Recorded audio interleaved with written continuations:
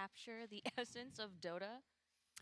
The times where you love playing Dota and the times where you hate playing Dota. Yeah, all the emotions. The full spectrum of emotions. Speaking of emotions, emotions will be high in this next series that we have, which is OG versus Quincy Crew. Gentlemen, this is a series that people are super excited for because there is the battle of the brothers gods. Tell me a little bit about that.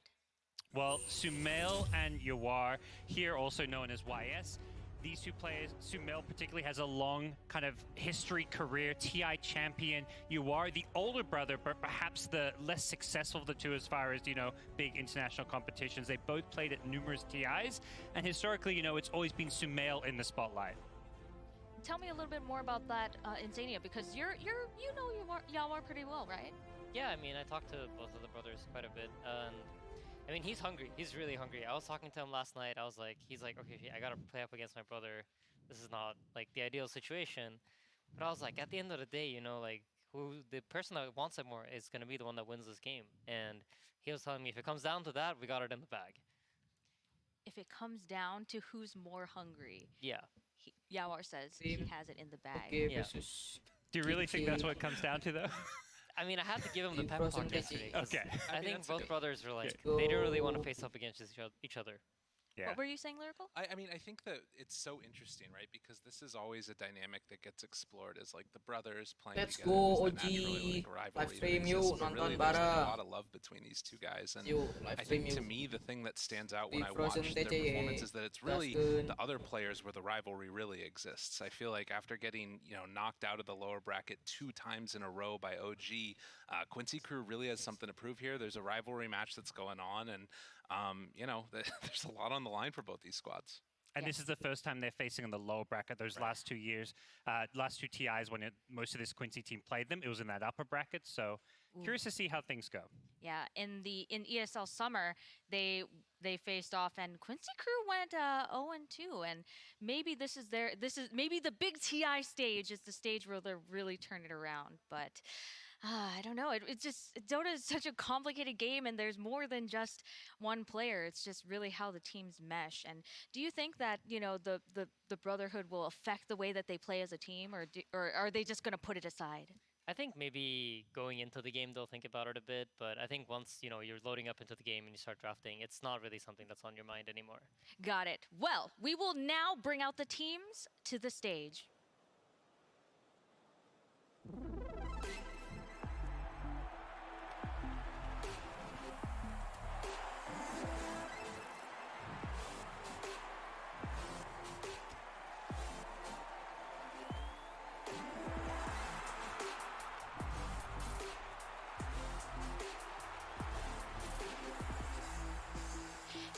You cannot talk about North American Dota without talking about Quincy Crew.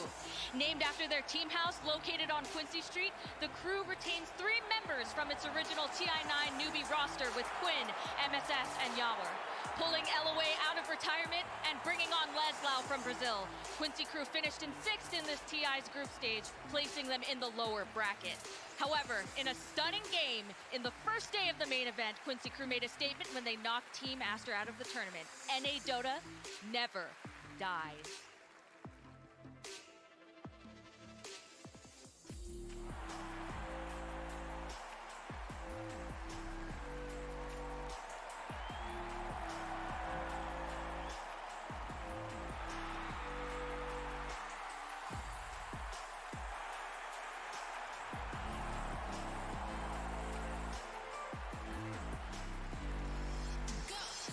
Defending their 2-time championship, Western Europe qualifier OG has widely been considered one of the strongest teams in Dota. High praise, especially during the last few years when Europe has been considered the top region in the world. Today is the day that OG begins their fight through the lower bracket, a place that they have never been in the last 2 TIs. While both Ana and Jarex have retired, OG has an exceptional roster with the addition of Sumail and Saksa, joining superstars Thompson, No-Tail, and Seb, the latter of whom has just recovered from eye surgery weeks prior to TI-10. Will they manage to beat Quincy Crew for the second time this year, with Sumail sending his brother Yawar home in 9th to 12th place with $800,000? We will find out in this best of 3. But for now, we will have a rapid-fire interview with OG and Dakota. Welcome to another round of rapid fire questions. I've got my guy Thompson here. I'm here with Seb, and I'm joined by Sumail. Are you ready, my man? Yep, I'm born ready. Let's get in. We got a little quiz here for you. Who played in the grand finals of the very first TI? It was Navi, and it was...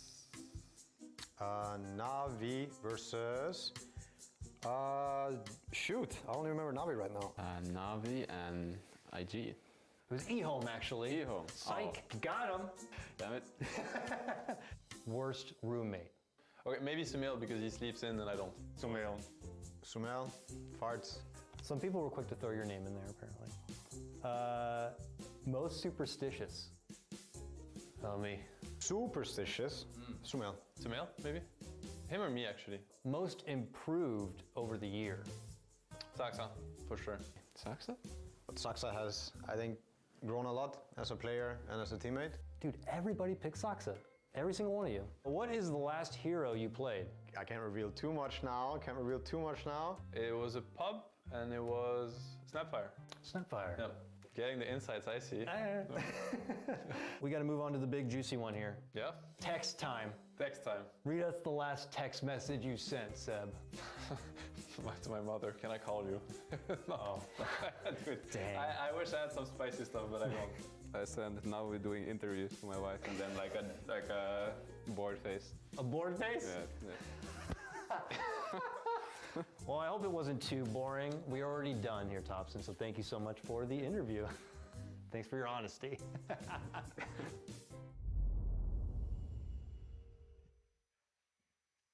An amazing interview that had a lot of interesting insight. While they didn't really reveal anything except Snapfire, they revealed that they are family people who text message their family as, you know, while they're at TI. How do you focus when you're at a big tournament and you're about to play a match that could possibly remove you from the tournament, but yet still focus on your family? Like, where's your mind at when you're focusing on two completely different things? I think usually I just ask my parents not to contact me while I'm at home. Like, I'll message them when I have time. I guess that's normally how the dynamic goes. But they'll still drop me messages, and then like I'll answer them when I can. And you know, I've been doing this for a while, so they are pretty understanding. They know what my schedule's like, so it's actually not too tough to balance it out. And yeah, they're pretty respectful of it. Well, and to be fair also, if we think about it, that was probably on one of the media days as well. I don't think that they're texting right now, right before the game gets live. I mean, if it is, more power to them. But it's one of those things where like this tournament just inhabits so much of everybody's psyche that you want that support, you want that love and compassion that you get from only you can from a family. But at the same time, you got to focus on getting the job done. So tell me a little bit about OG and Quincy Crew's differences in the way they play in Dota. So I know that OG they can get pretty aggressive at times, but so can Quincy Crew. How do you think that these playstyles are going to clash? How are they going to work? Yeah, I think we've seen Quincy, at least in their best of one, go back to playing a bit more around Lelis, or at least prioritizing him having more farm. You can see here one of his more play heroes, Timbersaw, in that best of one, he was playing the Nature's Prophet. So I think for Quincy, Quinn is like this super kind of sacrificial playmaker at times. I mean, similar to Thompson, but if anything, I think Quincy Crew's a bit more on the greedier side when I compare these two teams. And when I'm thinking about OG, I think about just playing around Sumail. It's sometimes been that 4 all funneled into 1, and he's been the one to get that job done. One of the big heroes that came out at the beginning of the group stages, at least, was Clinks. Stack up a billion camps, farm them up, and then just let him wreak havoc afterwards. Yeah, I just think when you think of these two teams, I think one team is going to play more around enabling their core players in Quincy Crew to have farm, whereas I think OG don't care. They just want Sumail to have everything. Right. Right. And if Sumail can get ahead of his opponents, they rely on him to kind of wrap up the game for them. But I think OG will probably be the one setting the tempo, and I think they'll be looking for, you know, making sure they control the pace of the game. They're the ones that decide what's happening, for better or for worse. On the opposite side, what can Quincy Crew to kind of throw them off of that? I think it starts in the lanes for them. I mean, it's been interesting, right? Because traditionally, Quincy Crew, you know, they've put so much work into trying to get their lanes stronger. But then throughout the group stages, I was talking to Jack, you know, at breakfast today. He's like, I think we won like 10 out of 12 of the laning stage, and then we lost all 10 of those games. So I don't know. It feels like a team that went through a bit of an identity crisis and really was down at the darkest they'd ever been, and now we're trying to make a little bit of a revitalization. So I think that going back to that laning stage dominance could be a strong way to, you know, just knock OG off their start. Yeah, and it's really been kind of, I think, the meta that's developed in the NA region. Any team that wants to compete against EG there has felt like they have to have these really strong laning stages because that's EG's biggest strength with the skill of their players and also their picks. So Quincy have kind of adapted and molded themselves around that. They're not like the same playstyle as EG, but they do heavily prioritize having these strong lanes. I think Quinn, mechanically, his lane stage is like one of his biggest strengths, and then they really love to have the supports kind of collapse on around that mid lane once those power runes start coming into play. Do you think that, so a lot of people have said that OG is kind of the team that has traditionally set the meta for TIs. Is that the case with this TI as well? I think to some extent maybe, but I think LGD just has outshined everyone, and I think the Chinese teams really have been the ones that have set the tone. I think OG is one of the teams that I feel played the most similar to the Chinese style of Dota, where they're still like, well, they're still keeping their identity in how much they want to take control. I think if you watch LGD play, you'll notice LGD often is in control of the pace of the game. Sometimes, you know, some fights don't go their way, but you really, if you look at the net worth graphs, you'll notice that is just ahead. Is always ahead of his opponent. So I think OG's going for a very similar idea there in how they play with Sumail. So one thing that Jack said, since Lyrical, you mentioned Jack earlier, when he was asked about OG, he said, "We respect the champs, but we're meeting down in the pit this year, and it's time to pass us the torch." What does that mean? So I think that there is such an interesting storyline that goes on right here. First of all, Jack is just a fiend, and he's amazing. But I think that when you look at the storyline of what happened during the COVID year, there were some tweets that were thrown out. There was a lot of aspersions that were thrown out, and it felt like at times I think what Quincy Crew felt was that people weren't respecting them. They weren't respecting the region, and in a way, you know, that they now have this chip on their shoulder. And one of the teams that they felt like kind of put that chip on their shoulder was OG. Now, whether or not you think that's fair, that's what they believe, and they're coming in with a lot of spiciness this time. And we'll see if it works out for them. I mean, it's dangerous to try and, you know, go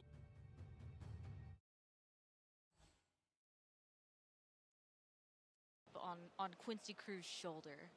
I mean, there was one particular tweet. We can get into this. It was. I mean, this is drama of the past, and I don't think these teams have it on their mind right now.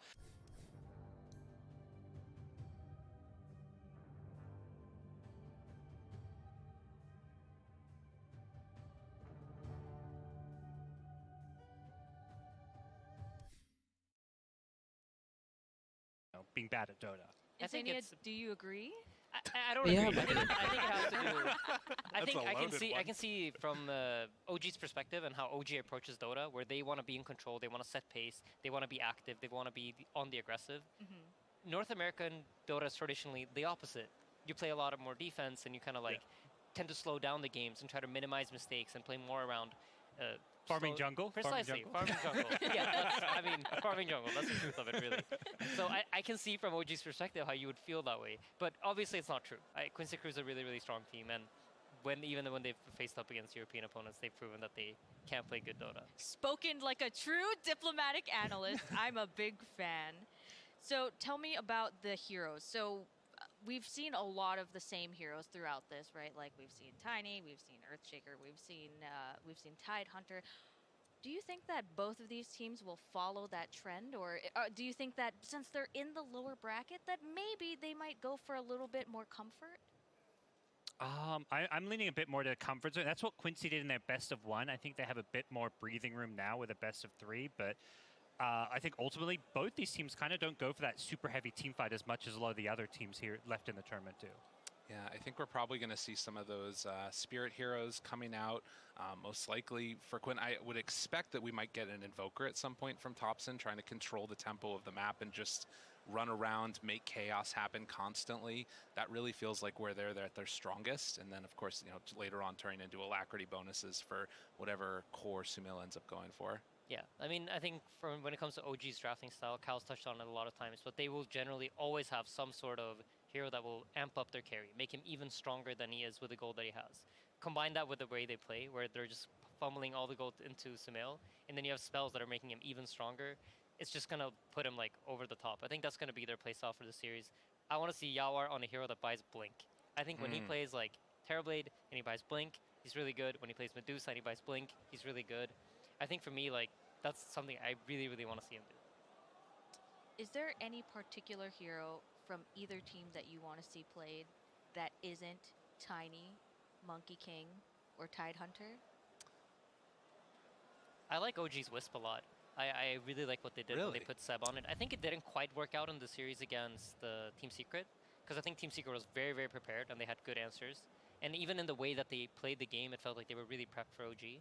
But I like their Wisp. I think the idea they have with the Wisp and how they approach the game with, you know, we're going to farm up this Seb Wisp and hit timings earlier into the game, and then use that to snowball, really fits the identity of their team. And I think for the side of Quincy Crew, I'd love to see an ET come out. I think that it's one of the heroes that LOA, also previously known as SVG, is the strongest on. It fits really well with the rest of their play styles. We did see earlier today an ET combo together with a Veno, which is another one of the Venos that, or the heroes that Quincy Crew goes to in clutch time.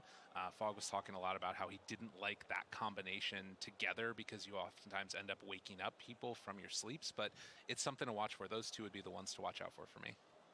And the one hero I want to see some Tinker. I think it's looked really cool and good in Thompson's hand. You know, 5 years ago, no one's saying they want to see Tinker, but it's like slowly making its way back in the meta. It's just fun to see heroes that have kind of been gone for so long, kind of coming back and making an appearance and doing really well on him as well. Last question that really weighs on my mind. Do you think that Seb's recent eye surgery will affect this match? So I think maybe a little bit in terms of practice. Like, I know my teammate Mickey actually flew to Portugal to stand in for them and did some scrims with them. So I know for a fact that they didn't have the chance to practice as much as they maybe wanted to. Okay, well, we will see how that goes. But in the meantime, let's get this show started. In just a second, we will get this show started. Oh gosh. Yeah. We're getting the players in the lobby right now. There's just a little bit of a delay. Apologies everybody for the false start. That's on me. But yeah, sorry. Let's right now we will get into this draft. Let's get the game started. Quincy Crew versus OG. Game 1. Quincy Crew versus OG in the lower bracket. Now this series, you love to see it, but in the lower bracket, little rough for both of these teams, but I'm here for it. Brian's here for it as well as T-Golf, because we're here to break down this game, this draft in particular. I want to know from you guys, T, if you're going to look at this draft, who do you want to see set up for success most on the teams? Oh, so of course OG, you have to go with Sumail, because the way that they play is always kind of propping up that one person to kind of take over the game. So Sumail, easy answer. I'll give Brian the harder answer for Quincy Crew. I got an easy answer for that one. I'm going with Leslau.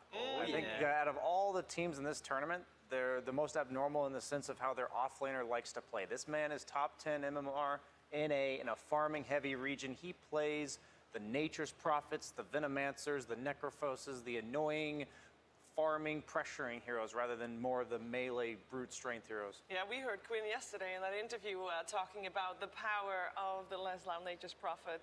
He made some nice tip-tip-tapping sounds for the rat that we saw come out. Because Quincy Crew is coming up an absolute high, T. Yeah, an absolute high in yesterday's series. It's like 5 games in a row that they've won now. They also had that big comeback. And yeah, that's the kind of thing that you want in a lower bracket run. And you heard in the interviews, right? It's the idea that they were at their lowest lows in group stage, so it can only get better, right? Mm-hmm. And before we get in the draft, quick pop quiz. Oh. You've got Sumail versus Yawar, yeah? Yeah, mm-hmm. yeah. Now, of course, they're now playing both carry against each other, right? It's the position 1 v position 1. Following you. Lifetime matches against each other, brother v brother, who do you think actually comes out on top, Sumail or Yawar? Don't look at the notes. I would go with Sumail, like 70%. 70%. Oh, okay. It's a lot. Shiva? Played EG. So I think the reason you pop in this question is because maybe the answer is Don't the other way metagame around. this. I mean, Just I'm speak from metagaming the a little heart. bit. I Speak from the think, I heart. mean, Sumail has been on more successful teams than you are. It's simple as that. Well, funny enough, it's only 80 games total, 43 to 37 to Sumail. Wow. So it's close. really not as like, I think most people would That's have like barely above. Exactly, it's barely above 50%. So this really is a lot closer than you expect in regards to the brother versus brother. Of course, right now, OG is, pulling a little bit ahead in regards to TI performance, but, now we've got a couple heroes in the draft. A couple of heroes in the draft. We already have got 3 heroes on the board here. Brian, is there anything so far that you feel like is something that stands out? I would just say this is ET. ET is OG's comfort zone this tournament. They've picked it 5 times, 4 out of 5 wins so far. Tiga talked about how they love buffing up their carry. You can do that in multiple ways. They've done it with the Legions, the Mags, or you can do it in the way of buffing up their damage by reducing the resistance on the opponent team. Obviously, a very heavily favored hero this entire tournament, but I think ET, especially for a team like OG, is important. Yeah, I love this opening from Quincy Crew because no matter how much you prepare for Quincy Crew, if you look at all the group stage games they've played, Phoenix, not picked by him. Yeah, and this is kind of the development that you want to see from a team, I think. Like, OG, like, even Fnatic in that previous series, right, the essence of their team is very much kind of keep going at you, going to try and whittle you down, break you down, and when they have, of course, their ET first pick, now that active Void Spirit, you'd assume there's flexibility here. This most likely will just be the mid lane for Thompson. You need to kind of go, are you going to fight into it with skirmishing heroes, or are you just going to play for that defensive moment? Like, again, Spirit, they literally just did that. They picked 3 or 4 defensive heroes, and they're going to win that key fight, or they're just going to have that farming potential. You can never run into them. So Mag Phoenix, they are some of the better heroes at just holding their areas, making sure that if OG runs into them, they're going to be able to lock down that fight and just take it to OG.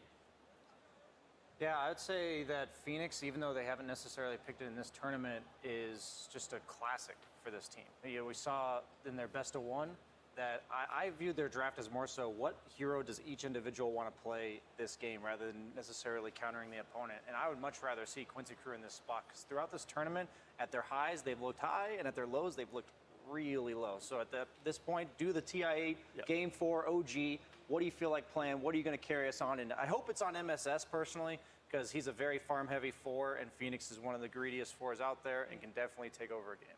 He can indeed. I want to talk about the mid lane because Void Spirit, as you guys mentioned, most likely for Thompson in that middle lane. That's great. We see a lot of Void Spirit mid. We see a lot of different counters to it, and I think the jury's not out on if Storm Spirit is good against Void Spirit mid. Right, T? Yeah, well, we did see Storm Spirit beat, handle a Void Spirit earlier today. Was that the hero, though, or was that the player? It's kind of one of those things where Storm, if you get it onto the high ground, right, and you're playing on your remnants, pushing out, you can easily bully the Void Spirit. Void Spirit needs a little bit more regen, so I can see why Storm should have the advantage in that, but it is very much like 60-40 Storm, I'd probably go with on a quick throw of numbers. Yeah, I'd say it's slightly Storm favored, but I've seen it both ways where either hero's picked first in the draft, so most players seem comfortable playing in their it's kind of like the Quap Puck of 6-7 years ago, back when those 2 heroes were about even in the mid lane and it all came down to skill. It does look like OG wants to remove a couple of spirits there, at least the Ember Spirit removed from the pool. So far, are the bans particularly speaking to something here? I guess the main one here for OG is the fact they banned out the Void, of course, because previously I mentioned the idea, the essence of Quincy Crew lineup. If you look, let's say, look at the average game length for Quincy's wins, it's like 40 plus minutes. Yeah. Compared to OG, it's nearly touching, it's like 32, 33, right? So it does feel like Quincy is trying to play for the fact that the game most likely will last longer. They have struggled to find these quicker wins with their execution. So heroes like Void, like Ember, that can utilize that empower from the Magnus, have that additional farm, take the fight to them, and then you don't need to play on your cooldowns. That's kind of what Quincy Crew is kind of looking for in their heroes. I'll go on the other side. The Morphling is probably the best ranged hero to kill the egg because you have a mag. The RP is going to deter a lot of the melee heroes. He has a really low base attack speed on the Morphling. And then the Legion Commander, despite losing to Secret yesterday, OG is 5-1 with it. So it's definitely just a signature for them. It gives one of its teammates attack speed to kill the egg and also the potential save from press the attack on the RP. Yeah, they so far have played it mostly, of course, in a position 5, but A little bit of a flex pick there too with the Legion Commander. Are there any flex picks possible on Quincy Crew? I know you said Phoenix could be 4 or 5, but both of those are supports. I'm assuming Magnus will be for Leslap. Yeah, I'd assume that too, but you could also maybe pivot it to some kind of mid-roll situation. You just go farm war against the Void Spirit, but I don't want to see Quinn doing that. Do not give Quinn mag, not because he's a terrible mag, but he's got like 5 heroes that he's just on a whole nother level than anything else. That's what I was leaning to, you know. I was like, as I was saying, it's like there was going to be a big butt coming in for the Quinn factor, but Brian took it away. But yeah, 100%. It's like you could do it, but yeah, right now Magnus for Quincy is probably either going to be their 5 or their off lane. Phoenix is their their 4 or their 5. Like Quincy is keeping a little bit more open. Where again, like OG, they play one beautiful style of Dodo, which is in your face. Yep. So draft defensive, and you should be able to maybe play into it if you have your spells up in the right place and time. Yeah, because Brian, you said you wanted Quincy Crew to set up Leslau for success. Like that's the keystone player here, if you will.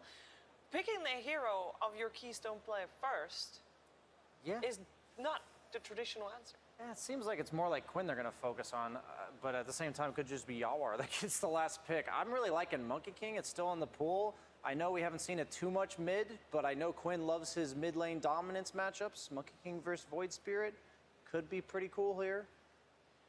Well, here we go. It is indeed the Monkey King coming out for Quincy Crew. Yeah, 100%. Quincy trying to keep everything a little bit more open here. And then the final ban from OG was the Ursa. Again, another hero that can thrive with the accelerant of farm, with the Empower. You can take the fight, and I don't think OG's actually beaten Ursa so far in this tournament. It's also one of the reasons why they probably played it in their upper bracket game, because they're like, oh, this hero is so good. Then they lost with it. But yeah, very much OG does not want to play against the bear. Yeah, and OG took a lot of time during the second ban phase we just witnessed, but no time at all, Brian, for the Nyx Assassin Luna combo. Yeah, there's a lot of... I think you had to just pick a really strong duo in regards to doing their own thing here, because Quincy Crew's draft is so open-ended. This Monkey King Phoenix could technically be like a 4-5 combo, could be a Monkey King mid or carry. So they could technically have, I think, 4 different roles getting picked in this specific pick. So I absolutely have no idea. Their team fight is really strong, but I'm thinking they might want to have a save or maybe a more reliable frontliner. Neither Monkey King or Magnus, even though they're kind of tanky, Monkey King, especially when he's popped his ultimate, aren't heroes that ever want to get initiated onto, but they also kind of need setup for their initiation. But that's why you see OG with confidence pick Nyx Luna, right? I kind of assume that Nyx is going to be the 5 supporting this Luna, because Monkey King, if it isn't that 4 role, you're trying to play with your Jingu, trying to beat down the enemy carry. A Nyx Assassin with the Carapace, with the Impale, 2 kind of ways to annoy the Monkey King and stun up that Monkey King. It is just going to give Luna free farm, and I think we've seen this trend maybe from OG and also kind of in most teams, right? It's the idea if you have a strong ranged carry, any 5 position goes. It's why we saw Legion come into popularity. In previous events, we saw like Brute, we've seen DK as well, Mars, and of course, I feel like Nyx fits this role pretty well. It does kind of give OG that ability to play their strong lanes. And, you know, the Luna, it's the lower bracket hero. Kyle tries to curse it on Twitter, but still, it does its wonders where if you're against these big cooldowns, you yourself, sure, you have a big ultimate with Eclipse, but the essence of your hero is getting Dragon Lance, the BKB, a Skadi, all tankier items to be able to park yourself in front of a tower, chunk down that objective, and then push to the next one with no real cares of, do I have to wait for a cooldown or 2 to come by? I have a question regarding Quincy Crew's draft here, because we said we want to see Quinn on something typically Quinn-esque where he can win the game, but OG has started to ban out carries. They're starting to ban out your Wars heroes, so that means that they are assuming that that's still the one that is left to be picked up, meaning they're thinking probably Monkey King or Mag for Quinn. Do you like that, Brian? King. Yeah, Monkey King?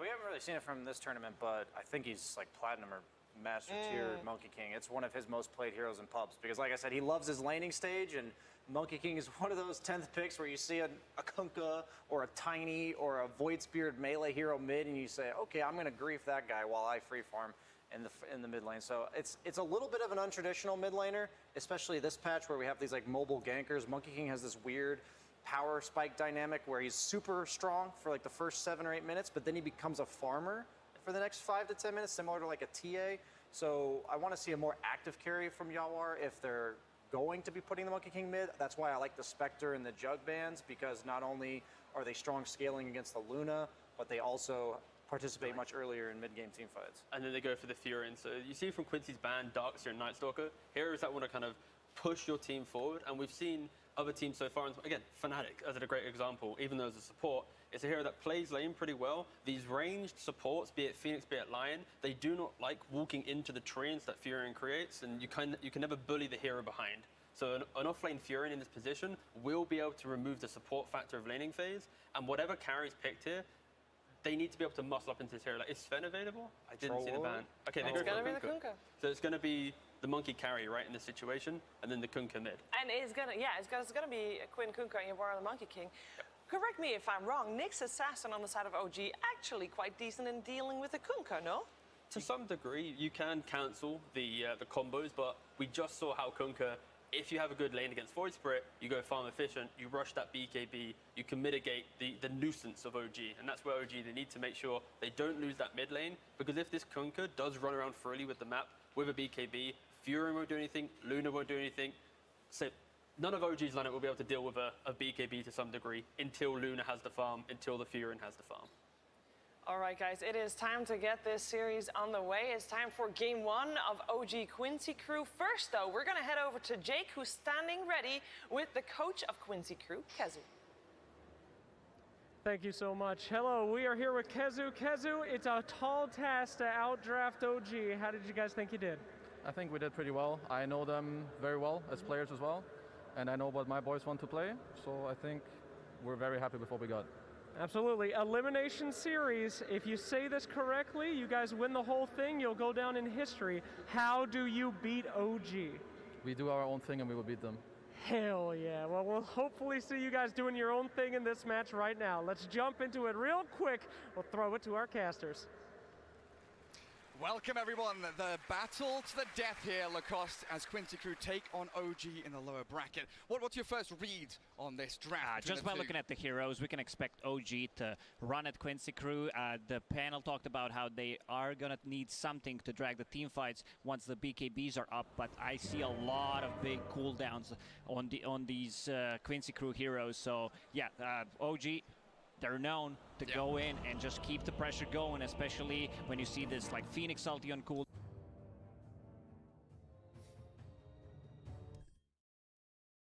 Heroes, so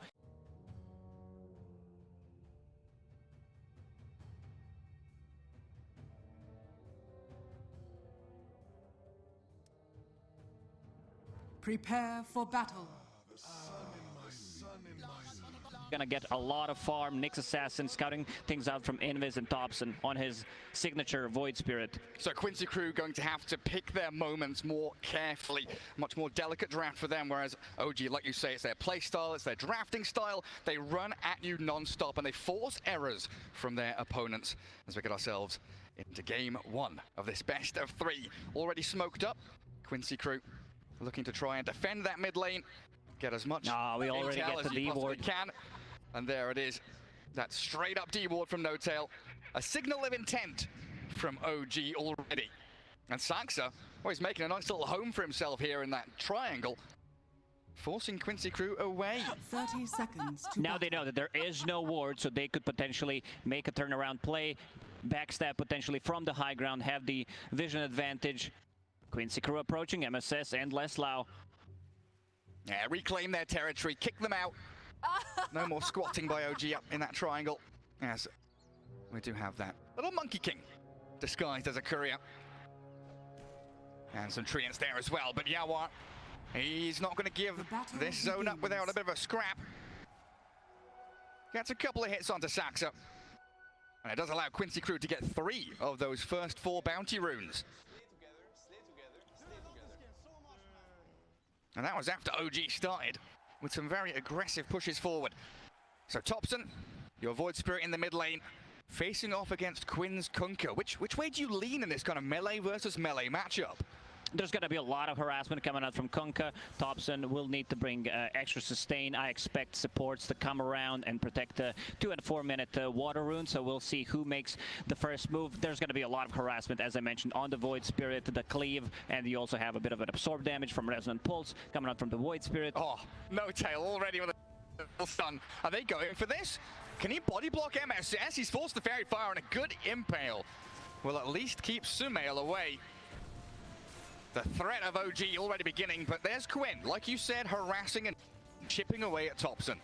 And I think the mid lane, once we get to 6-7 minutes, the panel said it as well, both of these players a little more sacrificial in terms of how much farm they soak up on the map, much more focused on playing aggressively and starting team fights.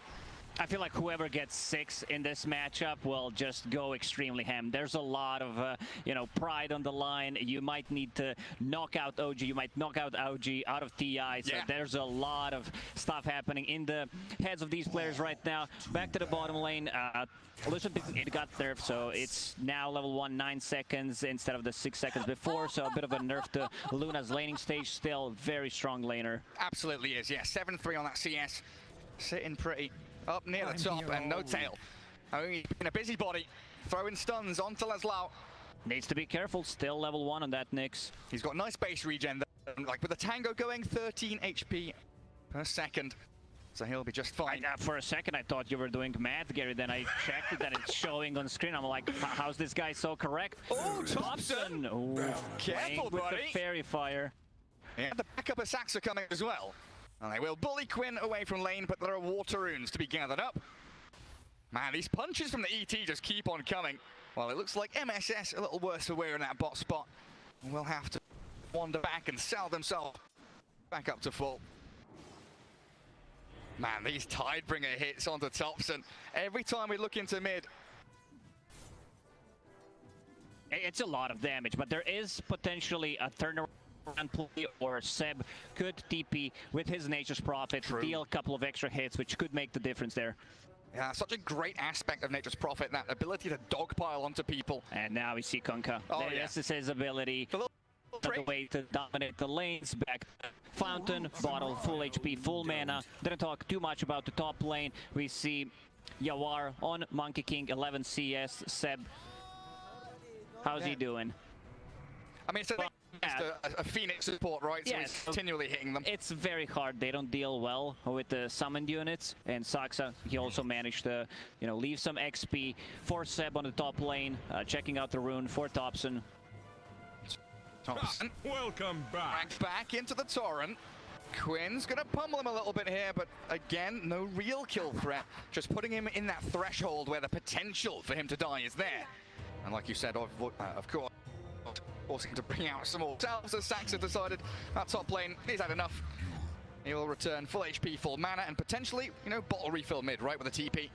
Yeah, because Thompson needs it. Thompson right now sitting at 20% HP. Saxa, hurry up, where you at? Please, bro, come out and refill my bottle. There it is.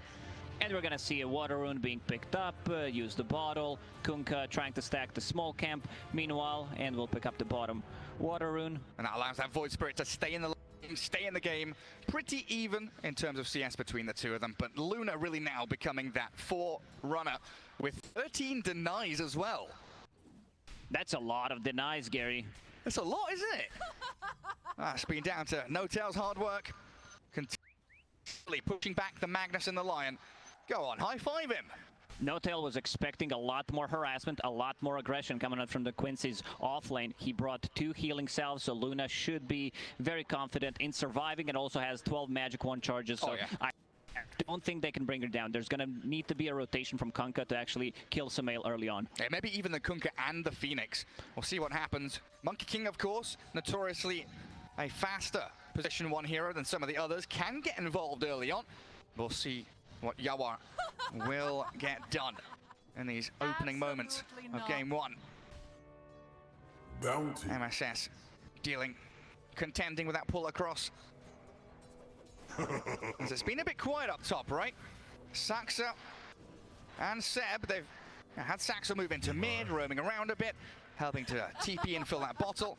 Does leave Seb to lap up all of that leftover experience and gold, and he's doing pretty damn well for himself now with a Sprout.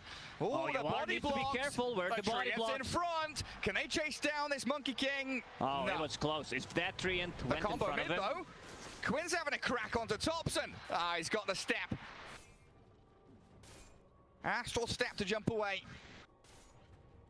No one can go back and refill the bottle for Thompson, so he will need to go back to base and TP to a lane, potentially TP to one of the side lanes, because I see Notel running down the mid lane, which means that he will be trying to soak up some experience. Hex on Notel. Where's the but room? There is no follow-up. Illusion for MSS. So that means no bottle refills. That's OG bringing 2 supports into mid as well. They're really trying to... Oh, Seb. Oh, good sprout. Yawar cuts through the trees. He's got that Jingu going. One more touch. It's LOA. LOA getting the first blood. Like, this is very important. Usually you would want to give it to Yawar if that's possible, but still getting a kill on your position. 5 Phoenix means quite a lot. And also he got a decent amount of levels. Level 4.5, 6 minutes in on your position 5 is not too bad. A kill is a kill. Secure it one way or the other. Good skewer. As Leslau gets himself away from the grasps of OG. It's very hard for bottom lane to trade. Sumail 3 points in Lunar Blessing, which means 25 damage. Oof. So Nyx sitting at 80 damage per hit. Leslau a bit low on HP, has that Helm of Iron Will, which he will turn, of course, into Helm of the Dominator, something that has been popular throughout the group stage and the main event, where you can do a lot of stuff. You know, we've seen some cookies into Centaur Stomps, empowered creep, and also scouting things out for a potential, you know, if they want to climb the uphill, you can stack with it, and overall just a decent item. It's so powerful. Very powerful, Gary. Very reminiscent of that Centaur build, right? The Ring of Health, no items, just rush Ring of Health for your Vanguard. Similar from a lot of these offlaners nowadays. Oh, thank God we're staying away from that. We're away from that, yeah. Now Helm is the new Ring of Health. It is. It absolutely is. Seb, going to be jungling a little bit. He's got his TP ready in 10 seconds. Treads and the Blightstone. So potential here for any kill to be converted into an objective, if they're able to get on top of Quincy. Once Seb gets level 6, they're going to start to play a bit more aggressive on the side lanes, because there is a ton of damage coming out from Wrath of Nature. LOA. Well, he finds Seb. Dive is ready. He can get away from this, but he's been stomped up.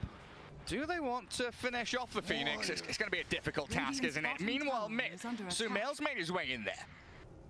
Backed up by MSS. Quinn will get away, and LOA also diving out of the reach of OG.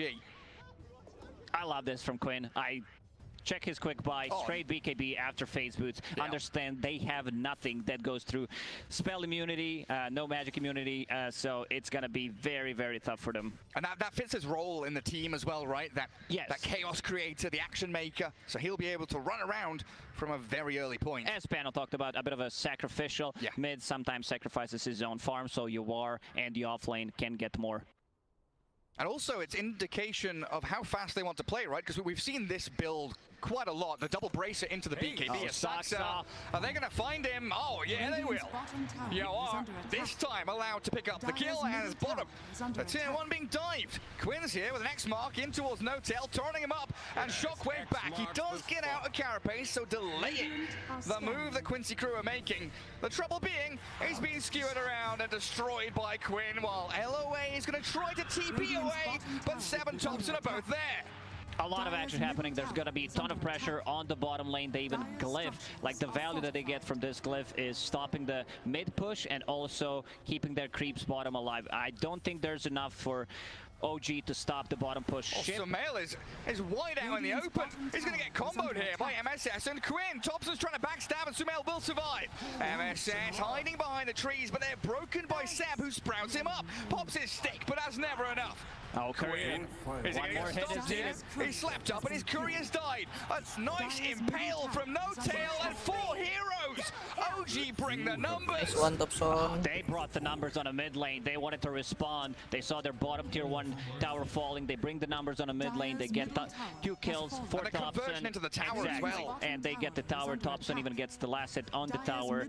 Double damage picked up, so that means that they're going to be playing even more aggressive right now. This is the lineup that does not rely on any of the cooldowns. They find the juicy stack. They do. Not only finding kills mid, taking the tower, but stealing the stacks. Unable to get the Ancients just yet, but I believe Sumail will be eyeing it up in short order. Right now, he's up top. Should be able to clear through his own triangle. But, it looks like Ancients have been blocked by that sentry ward, though. They need to de-ward it. because Luna would definitely love to spend a lot of time right now in a triangle. Mask of Madness is available. Moonglave's about to be maxed out. Also, I like what I see from Thompson. Kaya, straight into Saj. You're playing into so many stuns, especially Lion, so you're going to reduce that duration. The X-Mark, the Lion Hex. Such a great build there for him. No need for the Dual Scepter. No need to rush the Aghanims in this kind of game. And it's much more of the carry-oriented build, right? It's less of the early game, that Kaya Sanj, more of that mid-game build. Yeah, it's necessary to go for Yules. It's good for breaking up the combo. And assess. See, a good two-man torrent though. Whereas here, trying to fight along with LOA, but they don't open over just yet. The Centaur stomp. Lelis buying a bit of space here for his squad. No tell. He's not even going to die. The Nick is out there while Thompson. LOA's level 5 on. He's cutting into that Phoenix. Oh, dominating streak for Thompson. Will be losing his life for this. The Monkey King arrives and Yawar slices him in half. Yeah, they went a bit too deep. Yawar joins the fight. They get the kill on Thompson. For Quincy, they don't have the level 6 on their supports. Finally, Lion buys the Tome. Finger is available. Unfortunately, LOA still not level 6. If they have Supernova there, at least they try and force OG away from the fight. But not having such a vital teamfight ultimate really hurting Quincy Crew. 11 minutes in. Warriors of the Magnus Helm creep. That's roaming around with MSS. That vision, the scouting capabilities. Is under attack. Showing off where OG are lurking. Sumail is pinging it out. Someone needs to unblock the Ancients because he lost quite a lot of farm from this. And they also might need to spend 2 sentries to unblock it. There's the one. It's in range. Are they going to find it? It's not in range, Gary. Never mind. Meanwhile, Dire. Yeah, there's that observer. Sentry wall that No-Tail's looking for. Meanwhile, Dire, the Monkey King, empowered up, is clearing through some stacks of his own. Already has the Echo Saber. Not too far behind his counterpart. You expect Luna to really race ahead, but that empower is going to allow the Monkey King to keep tabs on her in terms of net worth. If they did not block that Ancient Camp, Luna would be at 7k. Smoke from Quincy. LOA now level 6. Whoever the X-Mark is pretty dead, and it's going to be Seb. Diving in, they'll throw the boat at him, and Seb, there is no escape from this. They've even got a Centaur to stomp him up. Centaur even helps out. Also, Kunkka used both Ship and Torrent with the Arcane Rune. So No-Tail body blocking that. Oh, yes, he is. Cheeky. Funny business. When you play position 5 Nyx Assassin, I like what he's doing. Maxing out the carapace, lowering the cooldown, increasing the duration. 2 points in Impale is more than enough. Yeah. We'll see if he decides to get just a valuable point in mana burn. Position 5 Nyx, you're more of a sacrificial 5. You want to go in carapace, even though it sounds like it's a easy spell to use, it's actually one of the hardest one in terms of, yeah, you press the button. It's a skill shot. It really is. Because if you misuse it, then you put yourself in a really bad spot. And most likely you're going to die. I mean, I'm looking at Quincy Crew right now, Lacoste. Green lights across the board. What do you want them to do? They've got all their ultimates. They seem fight ready. They have Magnus. This is their big timing. Magnus, RP available with the blink. Now it's time to take a fight. Dobson already using the Simulate. Yeah, they will kick it off onto the Void Spirit. The Astral steps away and the boat doesn't land. Saxon's there with a nice Earth Splitter. Wukong's command has ended. OG, they weather the storm. 2 ultis down. That's exactly what they needed to do. They want to prolong the fight. Where's the blink skewer? Less loud thinking about it, but there is no tier 1 tower. Yeah, biding his time. While all this is happening, Luna is just farming the triangle right now. That sentry ward. It lasted way too long. They cannot find it. We're still there. I guess No-Tail did get a bit of revenge, body blocking one of the spawns on this dire side of the map. And Saxa, yet again, planting his flag in this triangle. No-Tail just memeing, look at me, I'm the sentry now. Oh, that's what he's up to. Well, yeah, he's not moving around, he's just staying up there. If you can take any pressure off the map for Luna to get her BKB, this is the big timing for OG. Once you get that Orchid, which is available on Nature's Prophet, and getting closer Yeah, to the vitally. BKB. They don't necessarily need to rush things. Vitally important. And it's a bit of a step away from what we know and love and expect from OG, but here's LOA getting a high ground ward down. Sees Seb, but Saxa is going to try to stomp this, not landing it. The TP was far too quick. As they aim for Sumail instead, Laszlo, he gets the RP down, and Sumail half HP, there's no way out, is there? Eclipse and Wand, there may be a turn with No Tail arriving, he doesn't land a stun! Misses the stun, Shockwave in a second. Can they get Sumail with the next mark? They surely can, but they TP in with Thompson arriving. They get back onto Yuan, they blow up the Monkey King in a 1-for-1 trade. Nice play gets a double blow. That's a really good trade for Quincy. They managed to kill 3 of OG members while only losing the Monkey King, and Quinn's getting big. That's his BKB getting delivered. Sumail maybe expected a bit earlier help there from Nyx Assassin. Yeah. Even if Nyx lands a stun, Kunkka was still coming from the south, so he still dies. Dobson picking things out. Quinn a bit too hard to kill. Might try to poke with possible Nature's Prophet. Try to get the BKB charge off. Even with these moves though, the net worth dead even between the two squads. The control of the map doesn't feel like it's edging one way or the other just yet. Radiant's middle Both teams playing very carefully right now. That was a good move from Quincy. Picking off OG's carry. Scouting Roche. But now it's a waiting game. Red light, green light, Gary. That's the game they're playing, Lacoste. There are no green ultis. dots, only one on Monkey. Yeah. So OG trying to use this as their advantage.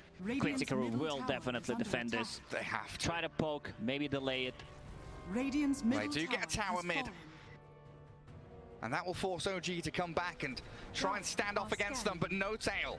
Missing the Impale on LOA means no kill. Dire even scanning the Roche pit there. But the ability now for OG to TP Seb top, apply pressure on the opposite side of the map is something that Quincy Crew are always going to have in their mind. Especially, ooh, do we go on this Phoenix? Because Laszlo is here, gets a skewer. Good carapace. Yeah, good carapace. Does stop any kind of skewer play after the shockwave. And again, we return to our sides of the river. But if there's any team that understands this Nature's Prophet and the ability to split push and control the game, it's got to be Quincy Crew with Laszlo, right?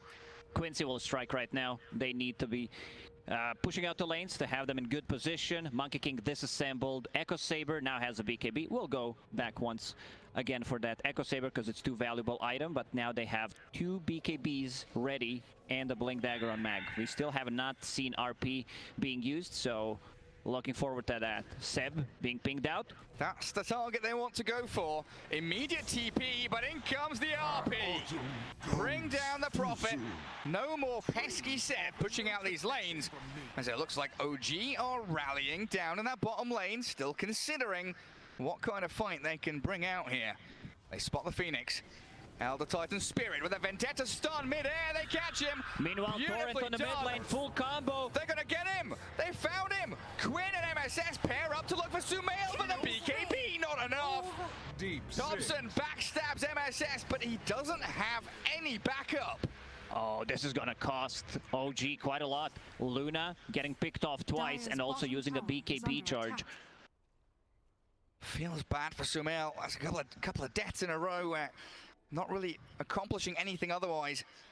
Yeah, torrented, stunned, hexed, and dies.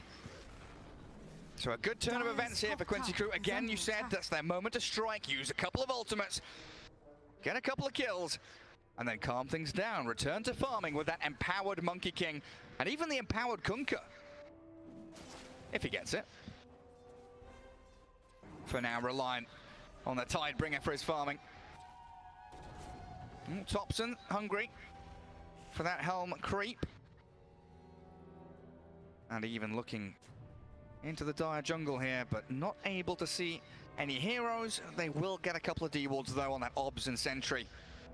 And that's Roshan control, isn't it? Looking to really dominate the area around the pit. They want to have vision around the Roche pit because their heroes are really good at taking it. You have Nature's Prophet with Trians tanking it up. You have Luna. Good start. BKB is available once again. Tail doesn't have mana for stun. Earth Splitter's in, but LOA has the Supernova. It feels like OG were just trying to bait it out. No Tail will give his life for one of those ultis of a Quincy crew. They do get a root on this. Elder Titan though is Saxa. He's got nowhere to run. OG can't hide. He's being run at by Quincy crew. The Wukongs. It's arrived. Hex is available as well. Thompson. 3 quick kills. Quincy crew asserting their dominance. They're charging forward. Quincy crew just bringing the numbers. They're doing a very good job protecting their heroes. They don't have the best Roche taking lineup, so they need to chill a bit. Maybe once their AC is up, so that's gonna buff him up, give a bit more minus armor. As long as we stay positive. And now biding their time for those ultis to come up again. What's the... Oh, Seb. Sprouts Yawar. Silences the Monkey King. That's not gonna help him. But he's dying 1v1. Yawar's Monkey King. That Dire Observer a little deeper. Knowing that Seb was coming. Allows them to set up on the Prophet. And again, it's Quincy crew.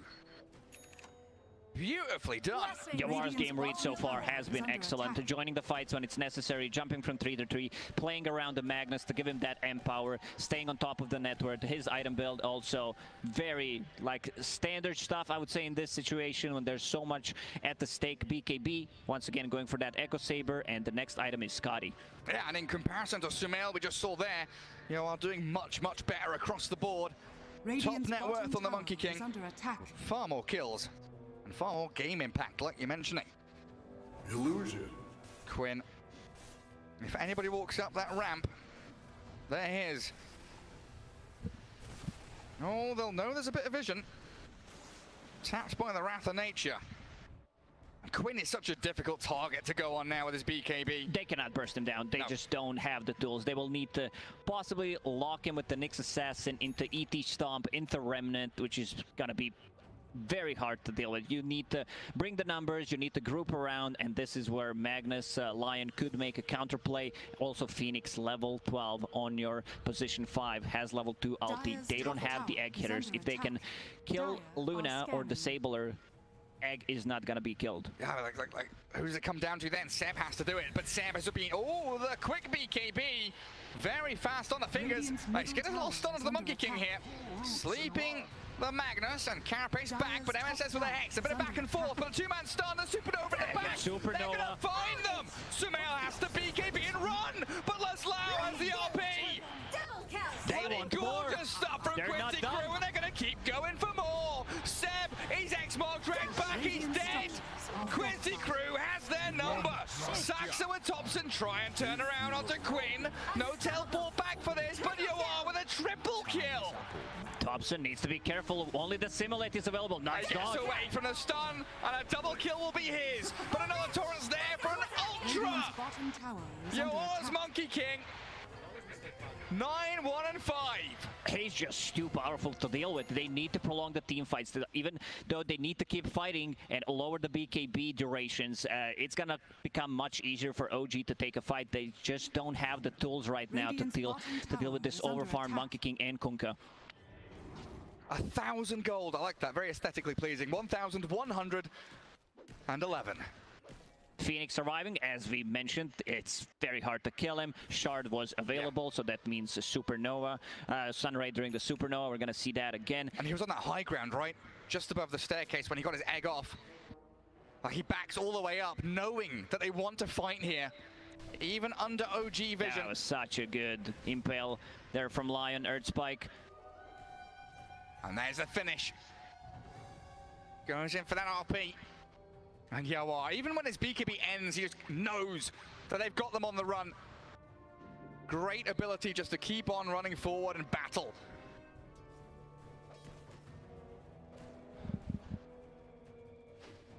I mean, Thompson, there's just nothing he can do. He just dissimulates to try and get away from the stun, but that's it. Gets a double kill and bails away. OG feeling a bit worse for wear the way these fights have been going. Sumail getting closer to Shard. This is the build on Luna that we've seen in the main stage. They found Seb again. There's too much damage. DD Rune Kunkka slaughtering him. Yes, you'll find MSS and LOA, but Sumail, he's got to run. Saxa Battling back onto Quinn. The X-Mark forces the BKB. Radiant's Nice stomp in there, but Quinn has one of his own. The shiny golden god is chasing No Tail now. Quincy got to be a little bit careful though. Need to pull back. Your BKB's available. Thompson's got a lot left in the tank, but you're right. There's Wukongs, there's BKB on that Monkey King, and potential buybacks from Quincy's supports. Luna just hit level 18, so that means more beams coming out from her. Getting closer to that shard. Even though it got nerfed, it's still a very good shard. We've seen in the previous series where there was a Crystallis and also Aghanim shard, or the one before. Hello. Now inside the pit. Hello. That's the next assassin who's got a carapace on the two of them with a two-man stun to go along with it. Leslau's blown up. Oh, Quincy crew, they thought they were making a move. He's getting blocked. OG to turn it back on them. They get the Luna though. Magnus for Luna doesn't feel so bad. Saksa in a very bad spot trying to get out. Little stomp there, but they'll scout him out. Is under attack. And this fight is over for OG. Thompson thinking about going back in again. He's got No Tail there, but high ground vision spots Thompson coming in.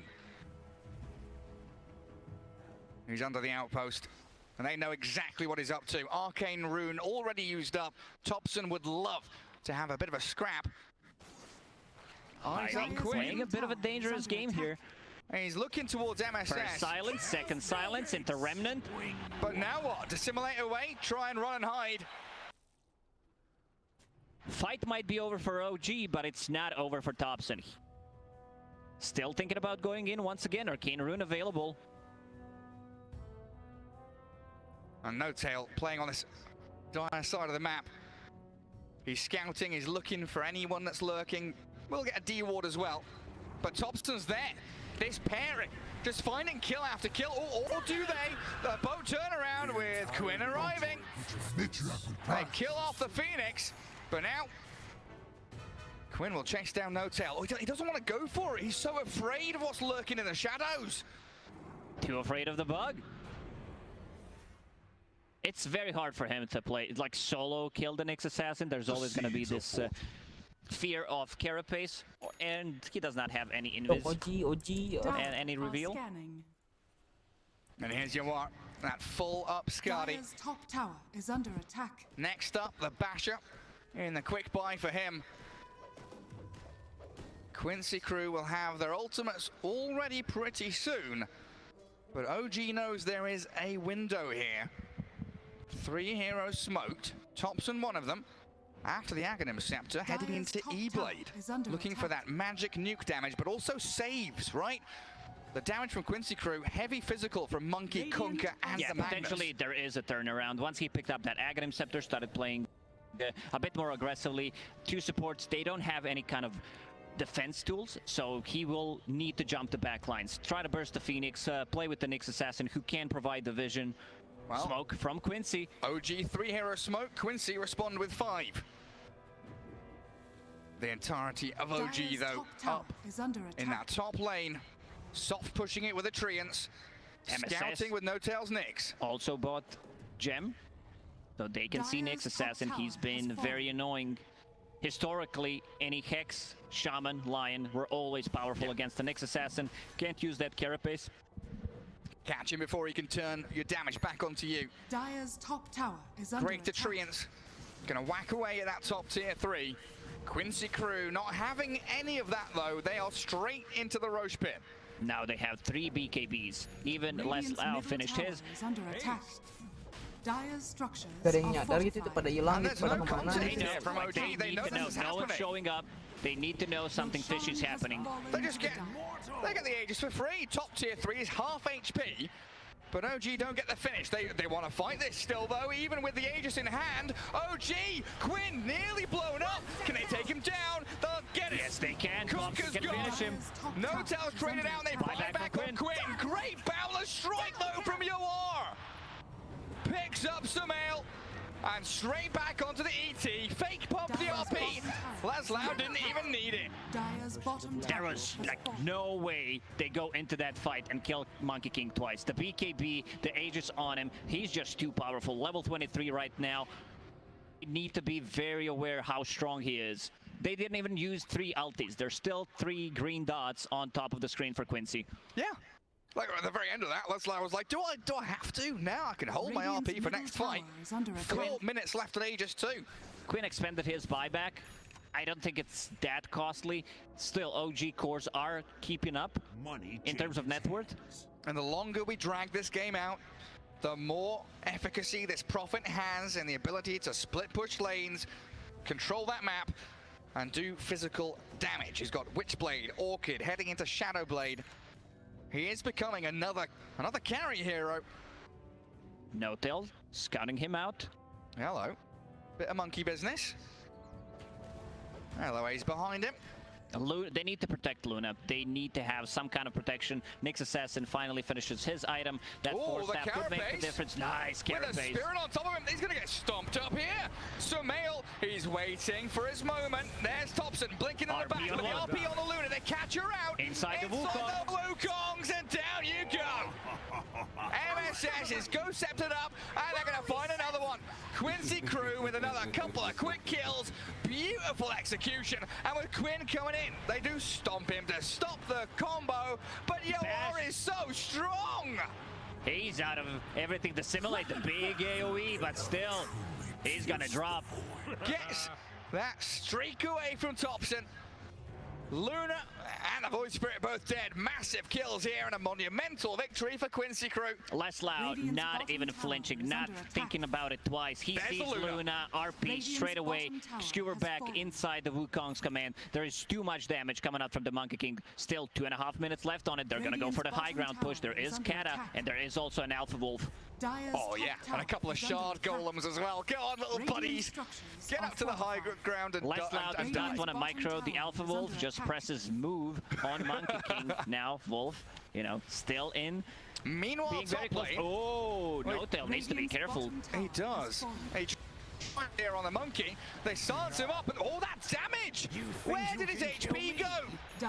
Aegis gets popped out, and top lane, I think, has lost a tower, denied by the Lion, as you are. Well, BKB TP, so an even trade. BKB. Yeah, just TP it out. Did not want to risk anything. He knows there are no BKB piercing abilities. It gets out immediately. I always feel BKB, you know, I'm never going to get used to BKB going from 10 seconds to 9 seconds. Yeah. Because it feels like what chocolate factories are doing and like chips. I'm sorry, what? You pay the same price nowadays, but you get the less, you know, amount from it. Oh, you're paying for air in the bags, aren't you? Pretty much. Yeah, it's a tragedy. I mean, back in our day, we could sell BKB and buy a new one, Lacoste. Yes, we could. Long gone. One of those days, though. I'm very happy that we cannot do that anymore, because the games would be pretty boring. Infinite games, infinite buybacks, and infinite BKBs. We're in a really good place right now. Quinn has a Scythe of Ice queued.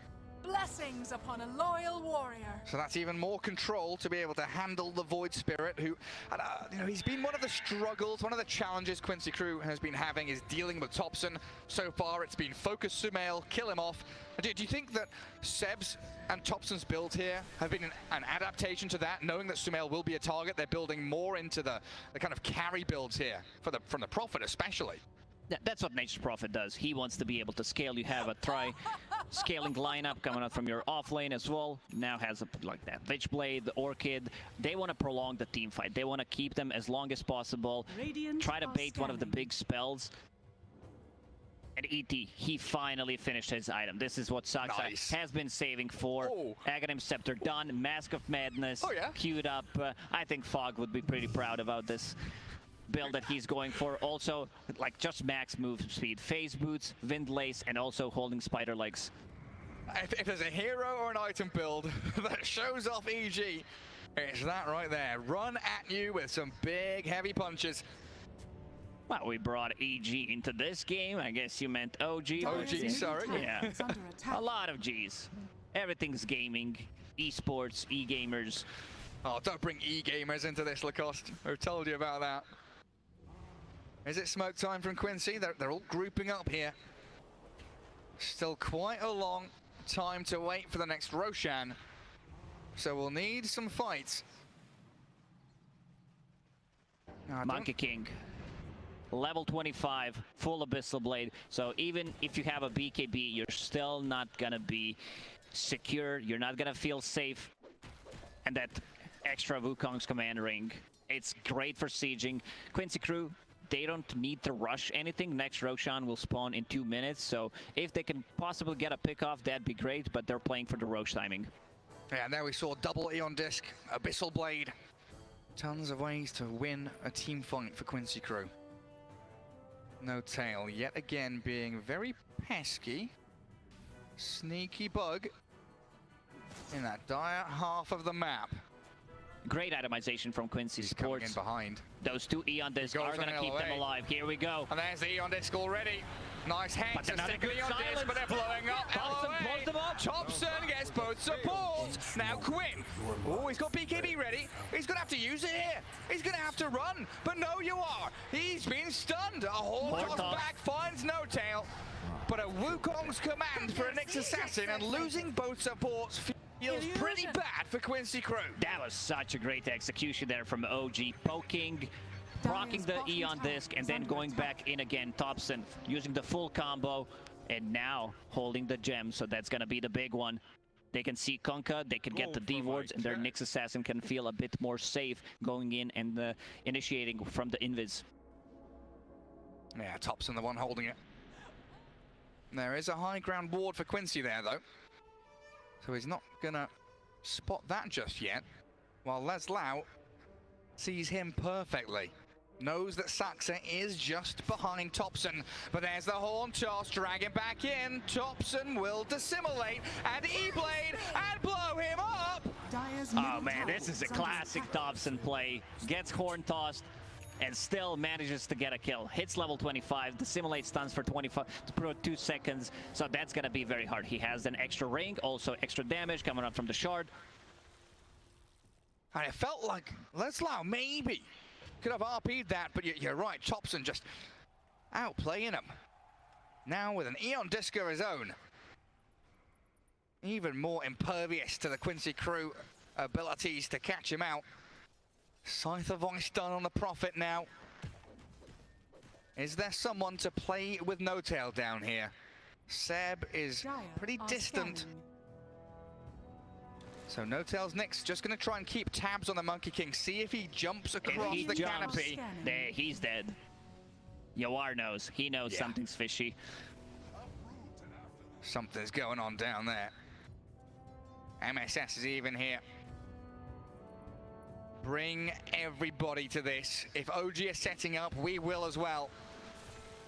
Roshan will respawn in a second. There he is.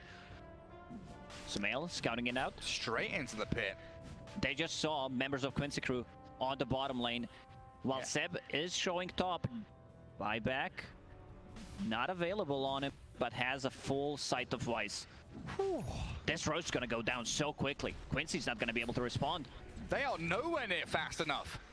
That's a huge grab for OG. Oh, look. Oh, he's a massive golden piggy. Beautiful. And there it is. Roshan falling. OG claiming the prize. Saxa grabbed up by Quinn. X-Mark dragged and the backstab again from Thompson. BKB. Forces the supernova, but the Abyssal Blade. Oh no, he's out! You cheeky devil just assimilates away thanks to that Eon Disc. Yeah, that Eon Disc. Ghost Ship Fleet not hitting anything. They're thinking about going in. Oh, they got Quinn. Assassin. He's got no BKB. He's dead.